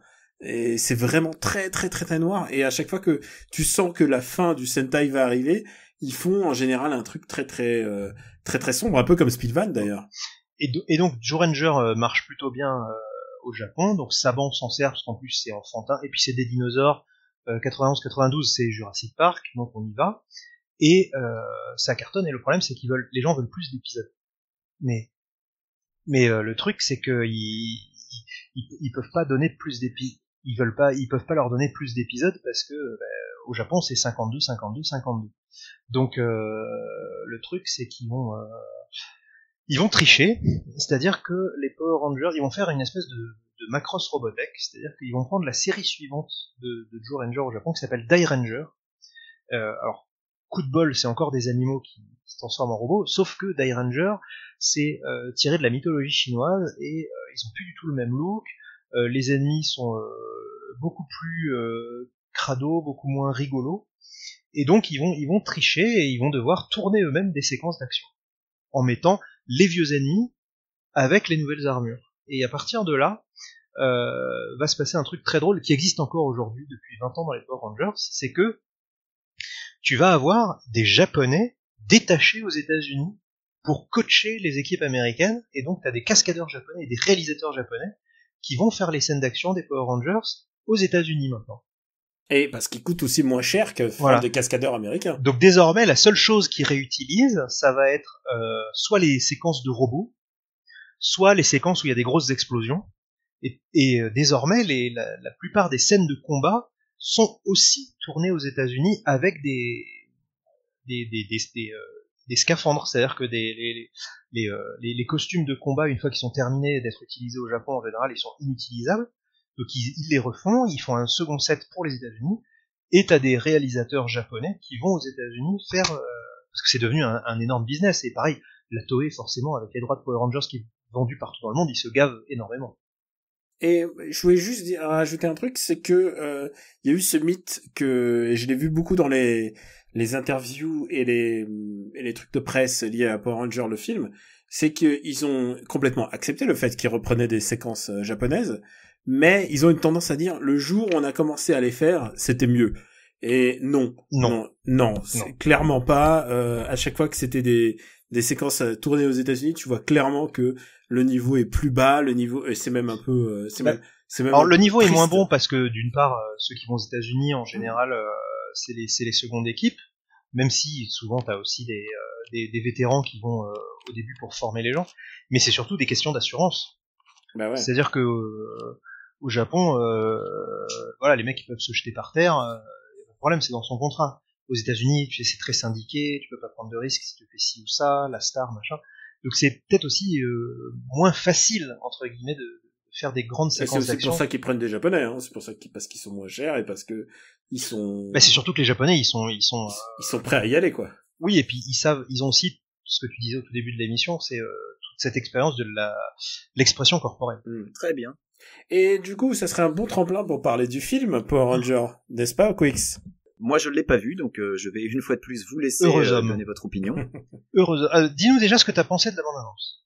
Alors, j'ai vu la bande-annonce, et en fait, je l'ai déjà raconté dans After Eight, j'ai vu la bande-annonce de Power Rangers, et immédiatement après, j'ai vu la bande-annonce du film Lego Ninjago, qui est quasiment une parodie de Power Rangers, et donc c'était très drôle de voir les deux bout à bout. La bande-annonce m'a laissé un goût un peu amer, genre... ouais, je sais pas, honnêtement, et n'ayant jamais été fan de Power Rangers quand j'étais enfant, si tu veux, moi ça m'a pas autant hypé, mais j'avoue que mes amis ici qui eux ont été biberonnés à Power Rangers avaient l'air assez chauds. Maintenant je sais pas s'ils y sont allés. Moi en tout cas, je l'avoue, je l'ai loupé, il est sorti pendant que j'étais en France, et ensuite quand je suis revenu, il était déjà quasiment plus à l'affiche, donc je crois qu'il a quand même bien marché, mais en tout cas je ne l'ai pas vu. Alors Greg, toi tu as préféré regarder Power Rangers courageusement plutôt que de regarder Guardians of the Galaxy, qu'est-ce que t'en as pensé? Ah là là, alors déjà, je peux te dire que s'il a marché aux États-Unis, il a pas du tout marché en France, puisque le film est sorti il y a 3 semaines, et j'ai dû me prendre ma voiture pour aller en banlieue, parce que il passait plus que dans 3 cinémas dans toute l'île de France. Donc je suis allé dans un bon centre commercial de banlieue le voir en VF, un dimanche après-midi, veille de 1er mai. Est-ce que t'es allé avec le petit ou pas? Non, alors non. Déjà, c'était hors de question que j'y aille avec mon fils, parce que déjà dans la bande-annonce, ils disent des gros mots. Et ça c'est un coup de gueule dont je parlerai un peu plus tard, mais ce qui m'a choqué, c'est ça s'appelle Power Rangers, mais contrairement à Deadpool, c'est un film qui est tiré d'une licence pour enfants qui n'est pas pour les enfants. Quand je suis rentré dans la salle et que j'ai vu un public très familial, le père devant moi avait une gamine de 8 ans et un petit garçon de 3 ans, j'ai fait oulala, c'est mal parti. Et effectivement, les 10 premières minutes, le dialogue, c'est merde, putain, fais chier, connard, con. Et ça montre surtout des gens qui ne sont pas des modèles de dans la société. Non. Quoi. Le héros, il est en probation, il a un bracelet électronique à la cheville parce qu'il a volé une vache parce que c'est le capitaine d'une équipe de foot, tu sais, ils font ça aux États-Unis, là, les Américains, ils aiment bien voler la mascotte, je sais pas, machin, bref. Donc il vole une vache, il est en probation. il devient copain avec un mec qui est en probation parce que il fait sauter des trucs, c'est un peu le geek du groupe. Il y a une nana qui est en probation parce que elle a cessé un nude d'une copine à elle, et etc. Enfin, c'est que des gens pas bien en fait. Alors là où la série Power Rangers, c'est tous des premiers de la classe. Là, c'était des outcasts. Je trouvais ça très très malvenu. Où sont les Power Rangers? C'est-à-dire que les 10 premières minutes du film, t'as quand même 2 poursuites en bagnole. J'ai trouvé ça complètement. J'étais, tu sais, le gif du mec qui clignote des yeux là. J'étais comme ça en fait pendant les 10 premières minutes du film. Et puis après, c'est très mauvais en fait. C'est extrêmement mauvais. Tu sais jamais où ça va. C'est très très mal écrit. Les personnages sont très mal écrits. J'ai trouvé que les 30 premières minutes étaient assez chouettes en fait. Oh non, c'est nul à chier. Allez-y, battez-vous. Je trouve ça beaucoup plus nul après. À partir du moment où faut dire les 30 premières minutes, ils essaient d'expliquer comment par accident ils se retrouvent tous ensemble. Et c'était long. Tu sais quoi, ça m'a fait penser à une version digeste du dernier des 4 Fantastiques qui était très pourri aussi. Justement, il y a vraiment, moi j'écoute justement, ce que j'aimais bien dans les 4 Fantastiques, c'est que ça expliquait bien pourquoi ils sont ensemble. Et je trouvais que les 30 premières minutes étaient meilleures que tout le reste du film. T'inquiète pas, Greg, je suis dans ta team. Pour moi, les origin stories, il y en a marre, tu vois. C'est les Power Rangers. Surtout, tu vas voir un truc que tu connais déjà. Quand tu vas voir le Power Rangers au cinéma, j'estime que soit t'es un adulte, donc tu sais ce que c'est. Donc t'as pas besoin qu'on t'explique, ma mère, mon chien, machin, je me suis retrouvé par hasard dans une mine, j'ai trouvé un badge, et le lendemain j'étais fort. Non, ça, on s'en bat les couilles. Oui, soit t'es un enfant et t'as pas besoin de ça. Il y a vraiment un truc de Spider-Man, en fait, dans celui-là. Mais Power Rangers, la série, le premier épisode de Power Rangers, t'as les 5 là, ils sont en train de boire leur milkshake, et d'un seul coup, ils se connaissent déjà tous, ouais. Ils se retrouvent téléportés, il y a une tête qui flotte dans le ciel qui leur dit, mon nom est Zordon, c'est la merde, il y a Rita qui vient d'être libérée, vous êtes les Power Rangers. Et les mecs doutent 2 minutes, tu vois, ils sont là. Comment ça les Power Rangers? Alors, non, attendez, moi faut que j'aille faire mes devoirs et là d'un seul coup, hop, le problème c'est que le doute des Power Rangers, tu l'as énormément, puisque au bout d'un moment il dit il faut que vous nous enfiliez votre scaphandre, et à partir de là le film devient chiant, puisque c'est un film qui raconte rien sinon le fait qu'ils arrivent pas à mettre de scaphandre. Mais non, mais c'est long, c'est nul, ils ont et à la fin quand ils le mettent enfin le scaphandre, la baston est nulle à chier, genre filmé de loin, tu sens qu'ils savent pas filmer les scènes d'action en fait, c'est ça le problème. Et je sais pas qui est le réal, mais il est. Moi je peux te dire qui c'est le réal. C'est Dan Israel. C'est Dean Israelite, et c'est le mec qui avait réalisé Project Almanac, qui était un fun footage sur une histoire de machine à remonter le temps, où tu te dis c'est pas mal pendant 5 minutes et ensuite ça devient nul à yesh. Et vraiment, c'est pas bien du tout.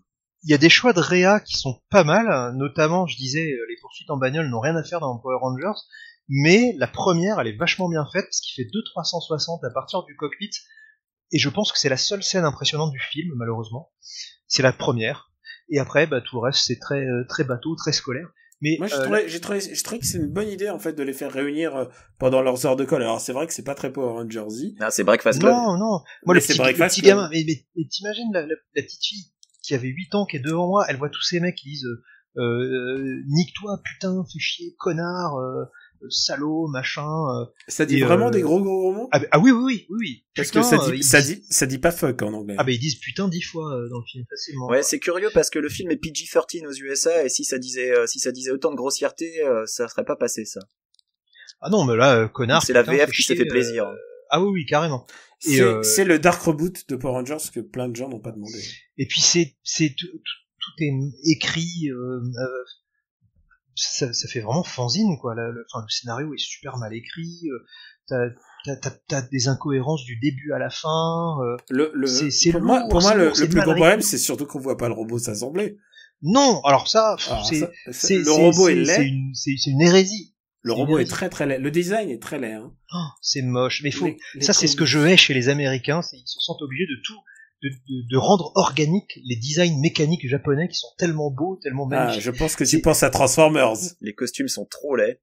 Ah oui, non, mais les costumes sont... Mais je sais pas pourquoi ils veulent rendre tout organique. Enfin, je veux dire, pourquoi les Transformers, ils sont dégueulasses. Ils ont toujours des petits bouts de métal qui bougent dans tous les sens. Non, mais c'est horrible, c'est laid, c'est dégueulasse. C'est pour ça que les Américains ne doivent jamais te faire film de live de Metroid, sinon ça va ressembler à rien, elle va ressembler à Alien, la meuf. Donc, non, là, j'étais vraiment énervé quand j'ai vu les animaux au début.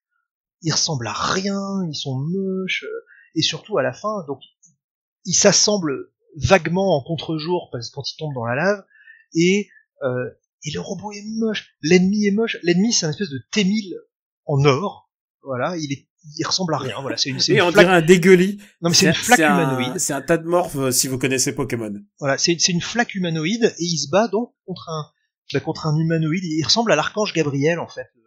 Le robot, c'est l'archange Gabriel en Moleskine, tu sais, parce qu'il a une espèce de texture sur lui.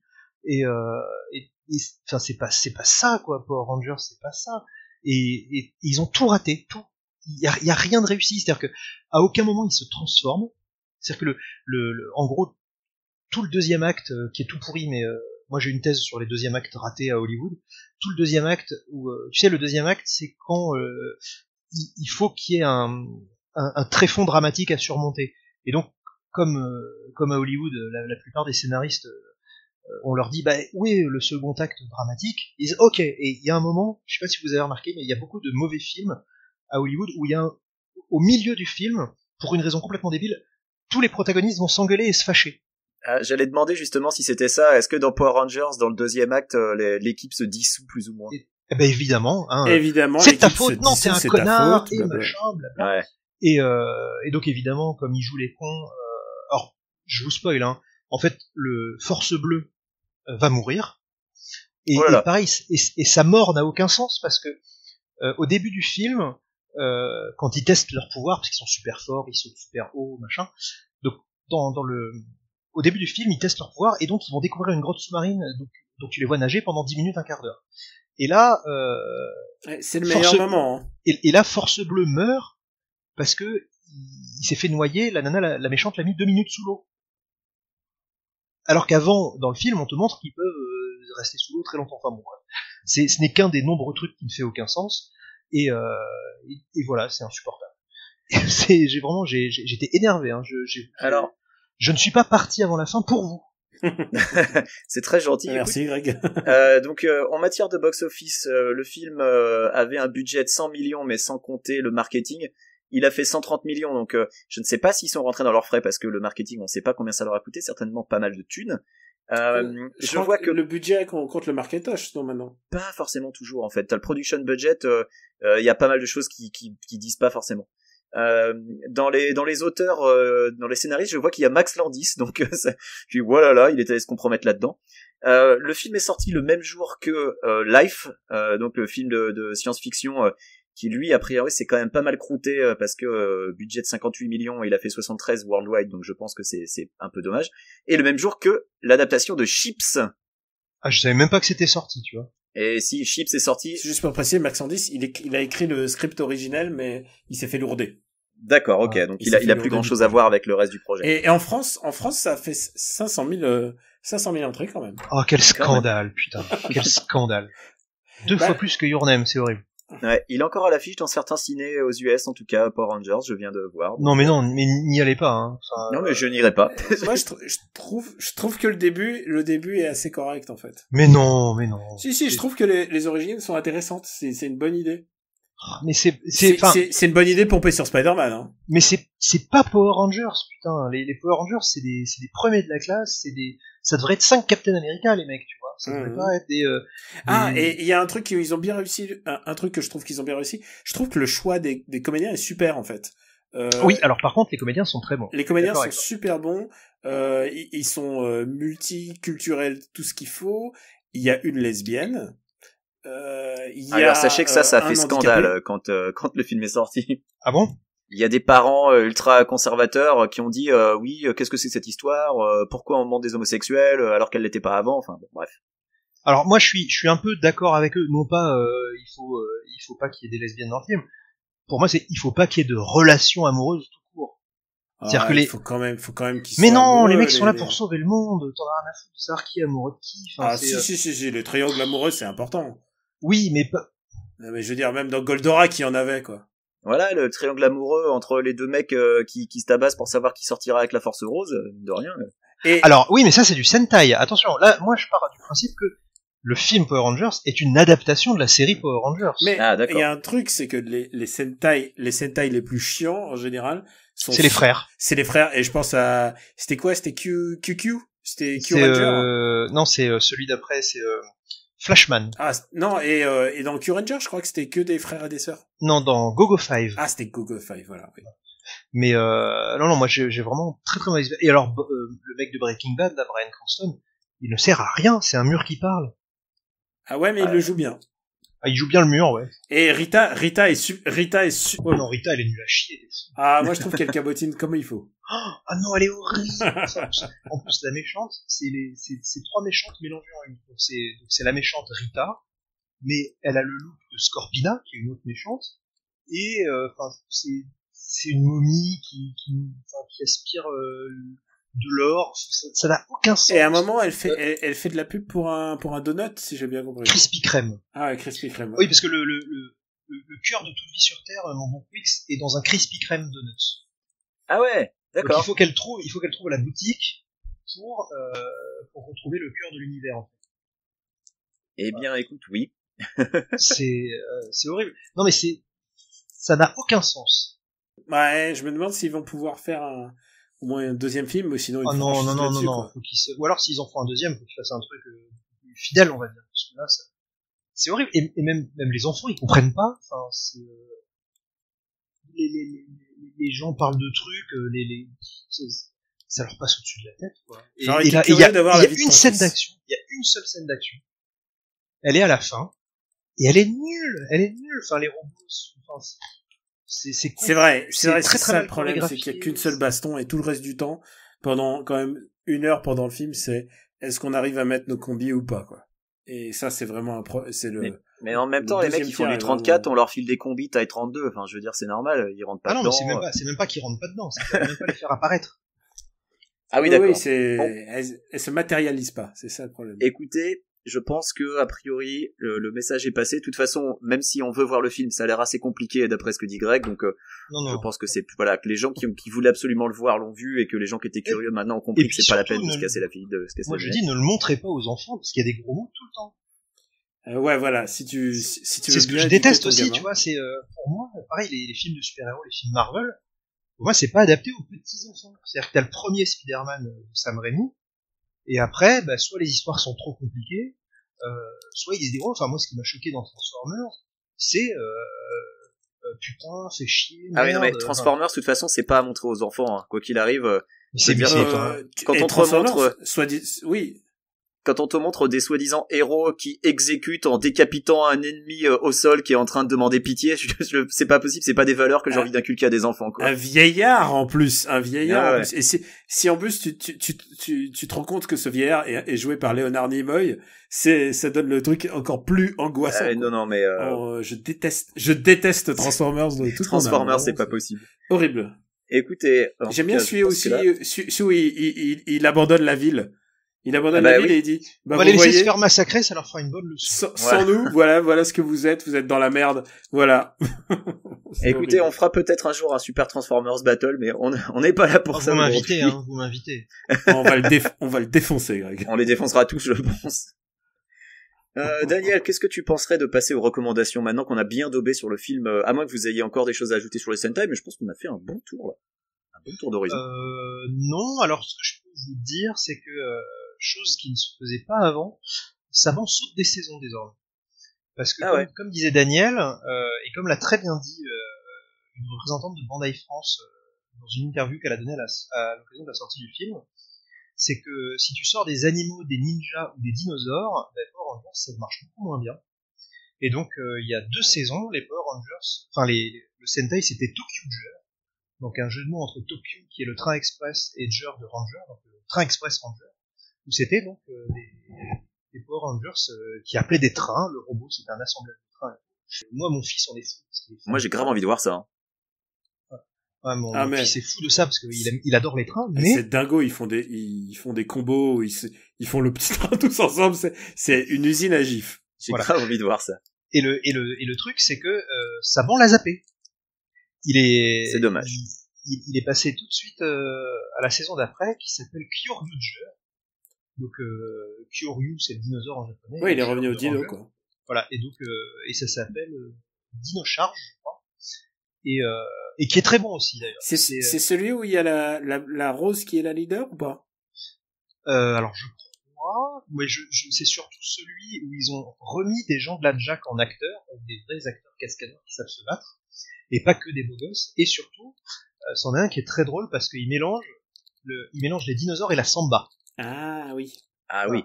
Et donc quand ils se transforment, ils ont des paroles à moitié espagnoles, moitié japonaises. Enfin, c'est assez drôle. Et le générique de fin, en fait, c'est les dinosaures en 3D qui dansent la samba. Il est dispo sur Netflix ou pas celui-là? Dino Charge, je suis pas sûr. Ah, mais sinon, toi, tu les regardes en japonais. Ah, évidemment. Et ils sont vachement mieux en japonais, d'ailleurs. Bah ouais, mais c'est intéressant parfois de voir ce qu'ils font, hein. Écoutez les gars, moi ça me donne l'idée d'une dernière question, puisque vous avez quand même bien expliqué tout votre amour pour les Sentai. Très brièvement, en quelques mots, qu'est-ce qui fait que vous êtes aussi fan de ce genre en particulier? Alors moi, je dirais que c'est vraiment... tu sens l'amour du petit artisan qui fait une production audiovisuelle avec pas beaucoup de sous, mais avec vraiment la volonté. Ça se voit vraiment dans les séries des années 80. Et il y a autre chose aussi qui me plaît beaucoup, c'est les prouesses martiales et physiques des gens. C'est-à-dire que tu vois la qualité si t'as fait un peu d'arts martiaux ou quoi, tu vois la qualité des combats, tu vois que les mecs font des sauts périlleux, ils font des passes d'armes qui sont absolument extraordinaires. Moi je conseille surtout aux gens de revoir XOR. Les scènes d'infiltration dans XOR, elles sont inspirées d'Indiana Jones, mais elles lui refont l'anus sans problème. Elle balaye Indiana Jones. Ah non, mais attends, le mec il fait, c'est un Yamakasi avant l'heure. D'accord, très bien. Le mec il saute des barrières, il fait des trucs, enfin c'est vraiment génial. Et toi Daniel, est-ce que c'est le côté art martial mélangé à du kitschou fait avec amour qui te plaît autant? Évidemment, il y a le côté martial, c'est pas pour rien que j'ai fait du kung-fu pendant 7-8 ans dans ma vie. C'est vraiment parce que j'aimais les Sentai et parce que j'aimais tout cet univers. Mais il y a un truc qui m'intéresse encore plus aujourd'hui, moi c'est, du moins mon analyse d'aujourd'hui, c'est l'étude des archétypes. Et je trouve que il y a quelque chose de très intéressant. Les gens disent cliché de manière assez négative, mais en fait, je trouve ça intéressant les archétypes et de la manière dont on les détourne. Tous les héros que j'aime sont de gros archétypes. Batman, James Bond, Piccolo, bien sûr. Ouais. Et, tu ne dis pas assez que tu aimes Piccolo. Ah, Piccolo est le meilleur de Dragon Ball. Il faut le dire. C'est pas Vegeta, c'est vraiment Piccolo. Et je trouve ça intéressant de la manière dont, parce que les gens traînent ça avec condescendance en se disant ouais, c'est pour les gamins et tout ça. Mais en fait, je trouve qu'il y a toujours une manière de bien faire les choses. Et pour avoir fait un Sentai avec Greg et les autres, c'est que bien faire les choses, c'est toujours assez compliqué. Bien écrire quelque chose, bien le produire. Et il y a vraiment un savoir-faire, en fait, derrière tout ça. Il y a vraiment une culture Sentai. Il y a vraiment une culture du mouvement, de la mise en image, des explosions, autant de la chorégraphie à moto, et tous ces petits aspects mis bout à bout m'intéressent en fait. Toutes les étapes de production du Sentai m'intéressent.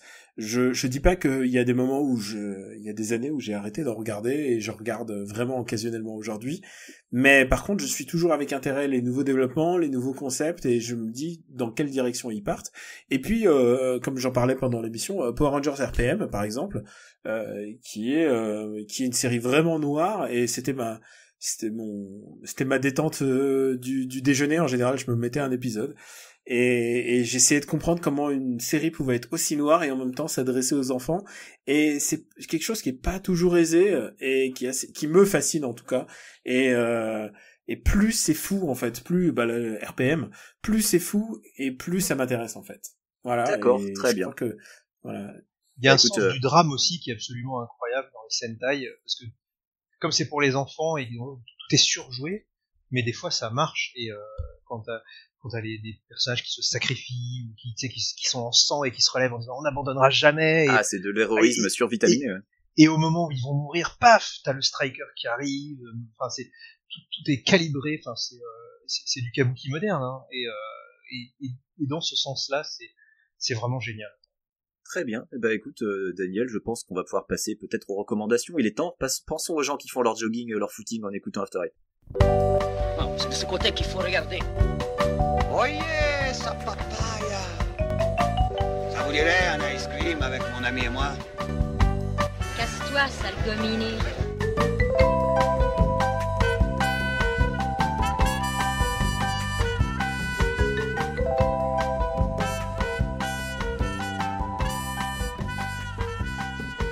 After Eight est un titre trompeur parce qu'à la fin, on balance nos recommandations et Dieu seul sait qu'on a envie de recommander des trucs en ce moment. Greg, tu es notre invité. Qu'est-ce que tu vas recommander à nos auditeurs ? Alors, pour illustrer tout notre propos, je vous recommande un reportage qui a été fait donc sur le fondateur des Power Rangers, donc Haïm Saban. Donc il est très facilement disponible sur YouTube. C'était un reportage qui avait été fait par France 2 où on suit Haïm Saban au marché du film. Et la légende d'Haïm Saban se résume en 1 minute, parce qu'à un moment dans ce reportage, donc la dame lui explique alors Haïm Saban, qu'est-ce que vous faites ? Il dit je suis là pour acheter des licences, machin. Et elle lui demande mais ça vous arrive des fois qu'il y ait des licences qui vous échappent ? Et là il a un sourire gêné, il dit Pokémon. Elle lui dit ah bon, qu'est-ce qui s'est passé ? Il dit j'avais une collaboratrice qui était sur Pokémon et elle a pas acheté Pokémon, elle a dit que ça marcherait jamais. Et elle lui demande qu'est-ce qui se passe maintenant ? Et il dit elle ne travaille plus avec moi. Voilà. Et j'ai trouvé ça, voilà, c'est lui. Et oui, je crois que c'est dans ce reportage où il dit make them laugh, make them cry, take their money. Voilà, je crois que c'est là, oui, parce que tu le vois à Cannes au marché du film et après tu le vois dans son bureau aux États-Unis. Oui, tu le vois, en plus, comme on l'a dit, c'est un démocrate, mais en plus, c'est un grand financier du Parti démocrate. C'est un des millionnaires, milliardaires, qui donne le plus d'argent au Parti démocrate. C'est un vrai gars qui croit en la paix, tu vois. Et il donne énormément d'argent, genre à des hôpitaux, que ce soit aux États-Unis ou en Israël. Enfin, c'est vraiment un... Non, mais son portrait est vraiment fascinant. Hein. Moi, c'est quelqu'un que j'aimerais beaucoup rencontrer.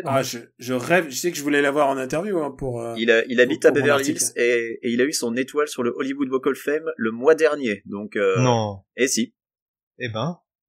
Donc si vous voulez le rencontrer, venez chez moi. Mais il est contactable, hein, Greg. Hein, il donne des interviews. Ah mais je sais, mais j'ai une amie qui vend des licences enfin disons que je n'ai qu'un degré de séparation avec lui, quoi. Ah ouais. Voilà. Mais alors ce degré, mais alors ce degré, je pense qu'il y a un palais, mais j'ai que one shot, tu vois. C'est. Ah c'est clair. Quix, mon ami, qu'est-ce que tu as comme reco ?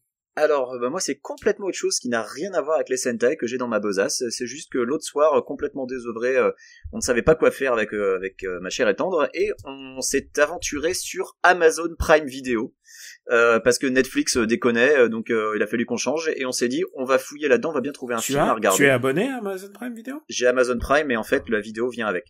Ah, d'accord. Quand t'es premium Amazon, t'as la vidéo avec. D'accord. Et ils ont beaucoup de back catalogue de vieux films, et on est tombé sur Almost Famous de Cameron Crowe, avec les plus connus dans le film, ça doit être Kate Hudson et Philip Seymour Hoffman. Philip Seymour Hoffman qui joue Lester Bangs et qui est merveilleux.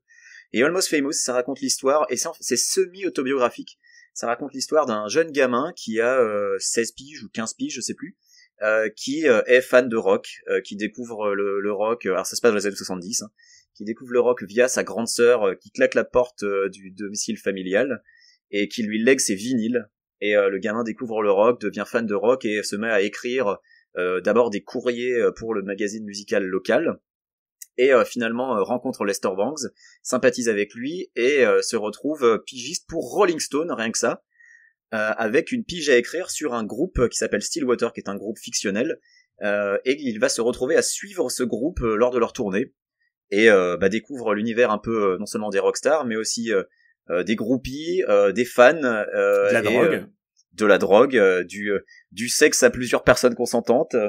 Mais ça reste une histoire qui est vraiment sympathique, un très chouette film, et donc semi-autobiographique, puisque Cameron Crowe, à son époque, a lui aussi suivi quelques groupes, et alors lui, attention, il a suivi des gens genre Lynyrd Skynyrd, Led Zeppelin, enfin des petits mecs, quoi, des petits débutants qui savent pas trop faire de la musique. Et je recommande donc ce film, de même, savoir que Cameron Crowe a réalisé aussi pas mal de clips, et a suivi à une époque Pearl Jam pour faire un documentaire entier sur Pearl Jam, que je recommande également, puisque Pearl Jam est un de mes groupes de cœur. Donc voilà, Cameron Crowe n'est pas que réalisateur de... Cameron Crowe, il a Vanilla Sky. Vanilla Sky. Il a fait et Jerry Maguire, et Elizabeth Town, et Et malheureusement, voilà. il en a fait un qui s'appelle Aloha, qui est vraiment son... Ah oui, c'est vrai, il a fait cette horreur. Bon, bref. Almost Famous, en tout cas, c'est vachement bien. Je vais pas dire que c'est feel good, mais c'est vraiment très sympa. Il y a pas mal de passages qui sont aussi assez drôles. Il y a Billy Crudup qui est génial en rocker, un peu rocker dégueulasse, mais voilà. C'est pas vraiment une ordure, mais c'est le mec un peu paumé, blasé. Enfin bref, je recommande très fortement Almost Famous, sachant qu'il est disponible sur les plateformes de VOD, trouvable très facilement, et qu'à l'époque il a bidé en plus, ce qui est d'autant plus dommage, parce que le film ne méritait pas de bider. Voilà, à toi Daniel. J'adore ce film, et le jeu très chouette bande sonore Super Ciné. Ouais. Et moi je vais faire une multi-reco, écoute, puisque j'ai Greg à mes côtés. Tiens groupé. En ce moment, je suis en train de me remater une vieille série de mon enfance.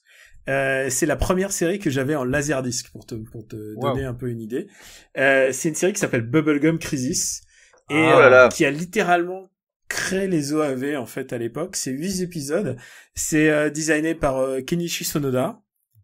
Et à qui l'ont droit les Gunsmith Cats. Gunsmith Cats, voilà, exactement.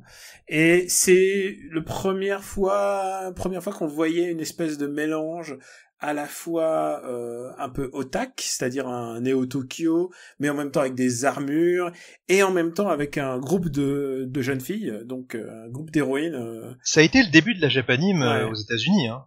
La Japanime Underground. Alors, figure-toi que ça a été tellement le début de la Japanime Underground, c'est le premier laserdisc qui sont sortis là-bas, je crois.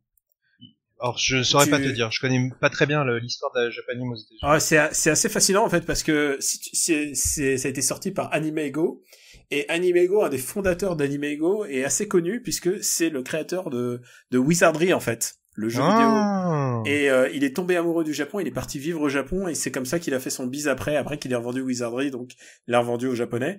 Et si vous voulez resituer, Wizardry est le jeu qui a le plus influencé Dragon Quest, donc c'est pour ça que je suis assez... C'est l'un des tout premiers RPG de l'histoire. Hein. Ouais, c'est pour ça que je suis assez au taquet sur le sujet en ce moment. Et donc, Bubblegum Crisis, c'est vraiment à vieilli, évidemment, mais il y a un charme assez fou des musiques très années 80, en fait. Les musiques étaient déjà très très datées. Le générique pompé sur Jeanne Masse. Un générique pompé sur Jeanne Masse. Tu le mettras hein, dans le. Ah bah j'espère. En lien. J'espère. Il est extraordinaire. On peut quand même placer que c'est une série de meufs en armure, donc ça reste dans la thématique. Oui.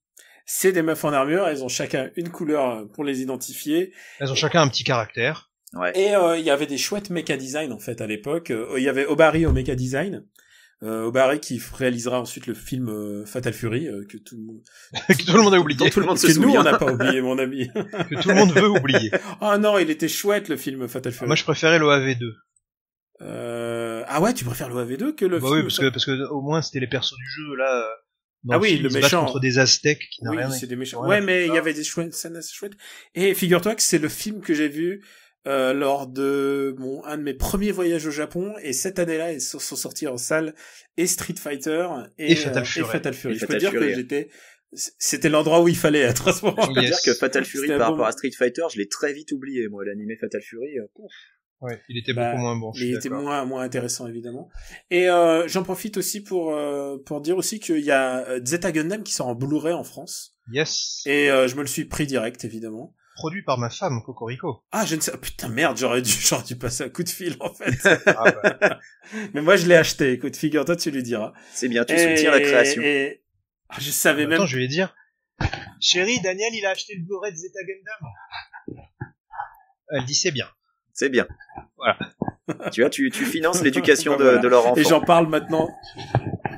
Merde, c'est quoi? Je me suis dit que j'allais faire une reco d'un jour d'un des mangas de Greg, mais pas quand il est là, merde. Et finalement, je me retrouve à faire des recos d'une production de sa femme.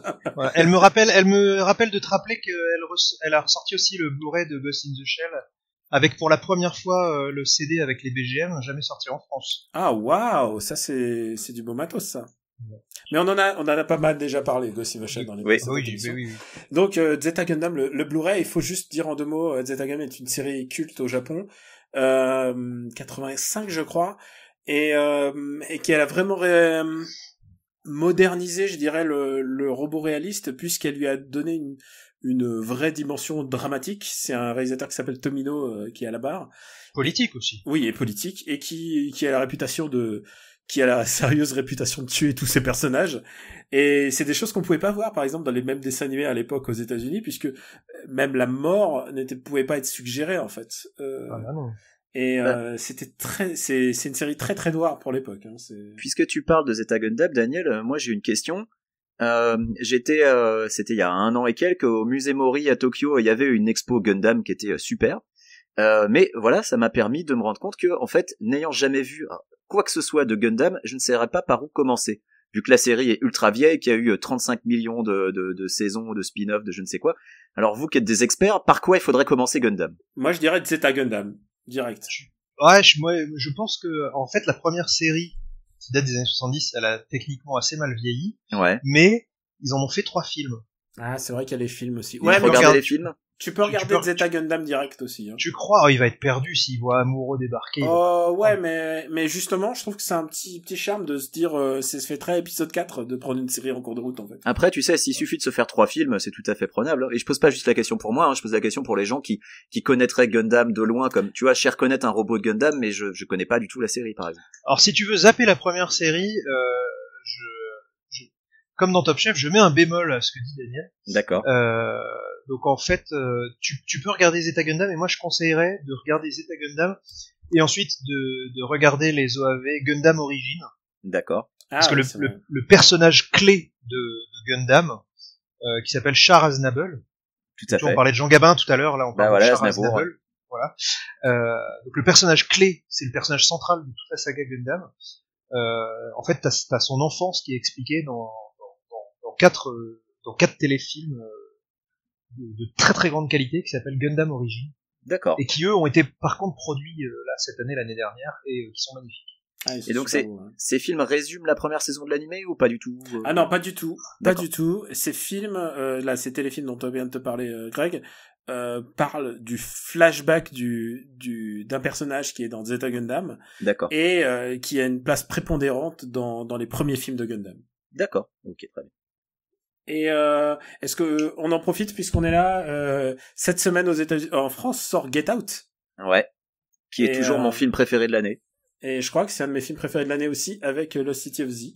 Et ouais, franchement, allez voir Get Out parce que normalement il sort au moment où l'épisode est diffusé. Et franchement, ça serait con de louper un putain de moment de cinéma. C'est vraiment un vrai moment. C'est le type qui va pour la première fois dans la famille de sa copine et il s'aperçoit qu'on veut le tuer, c'est ça?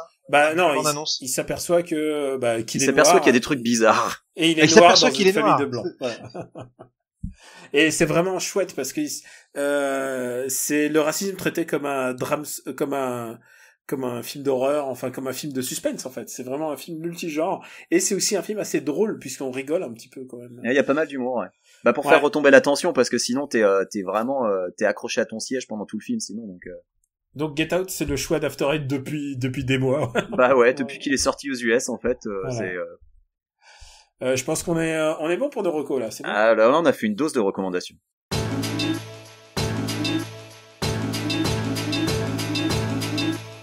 Bon alors c'est la fin du 37e épisode d'After Eight. Greg, où peut-on te retrouver sur les internets? Oula, alors on peut me retrouver en librairie aux éditions Kurokawa. On peut me retrouver tu as avec raison. Toi fais ta promo. Sur Gamecult. Ouais. Dans Gaijin Dash. Dans le podcast de Gaijin Dash. Tu as Twitter aussi. Oui, j'ai Twitter, Golden Greg. On peut me retrouver là où tu vas bientôt passer toi aussi sur le syndicat du Screen. Qui est une émission de ciné produite par JVTV, où j'ai quand même réussi à réaliser l'exploit de parler de live que je n'avais pas vu. et voilà, et puis sinon, Génial. Est-ce que tu lâches un secret là, ou est-ce que pendant l'émission, à un moment, tu avoues que t'avais pas vu le film? Ah non, je leur avais dit, j'ai pas vu le film, je vais vous dire ce que j'ai pensé de la bande-annonce. D'accord. Et évidemment, ça s'est bien passé, voilà. Bon bah.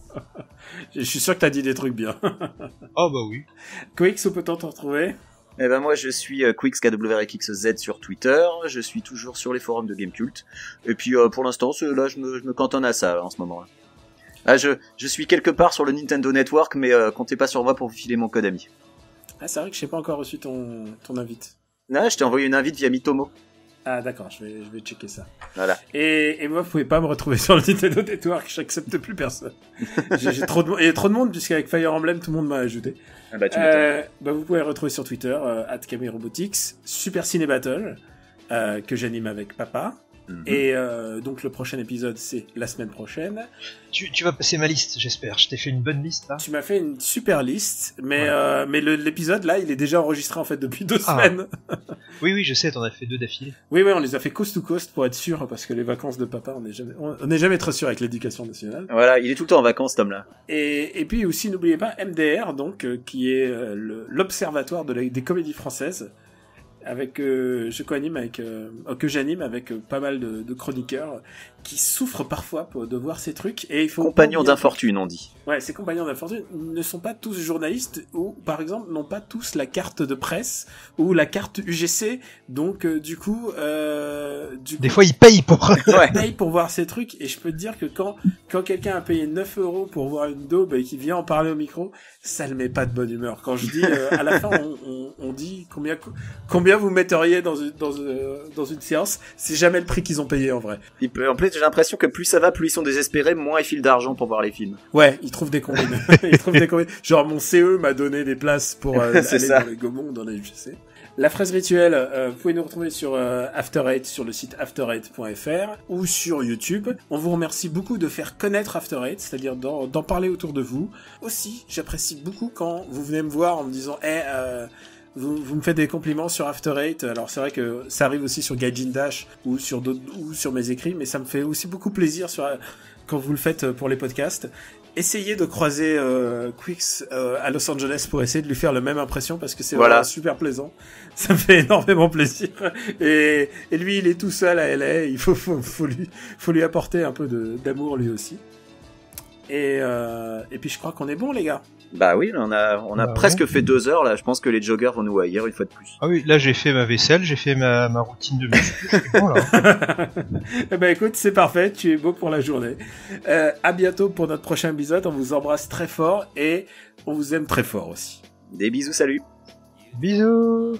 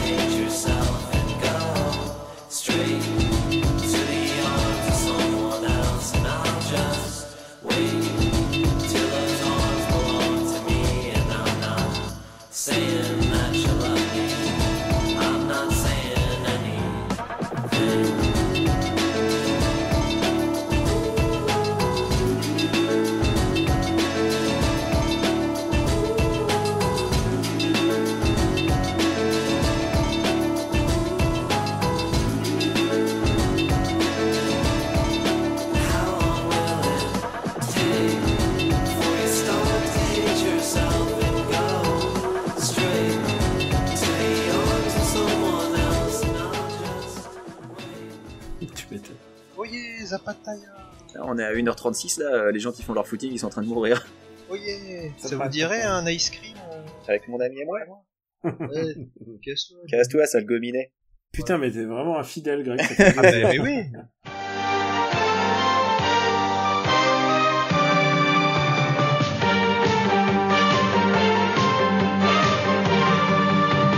De Bourgogne en Aquitaine, Lexus 13 menace nos plaines. Fiers défenseurs du rouge, blanc et bleu, courage, espoir, France faille. Du haut du ciel, on menace nos baguettes. Plus de bon vin, plus de balles musettes. Pour nous sauver, former le bataillon.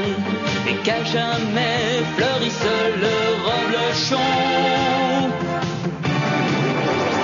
Concorde, Panthéon, Camembert, saucisson, dans votre cœur resteront à jamais. Voltaire, Napoléon, Riette et Tire-Bouchon. Fraternité, égalité, liberté, Jushi Sentai. France 5, Jushi Sentai.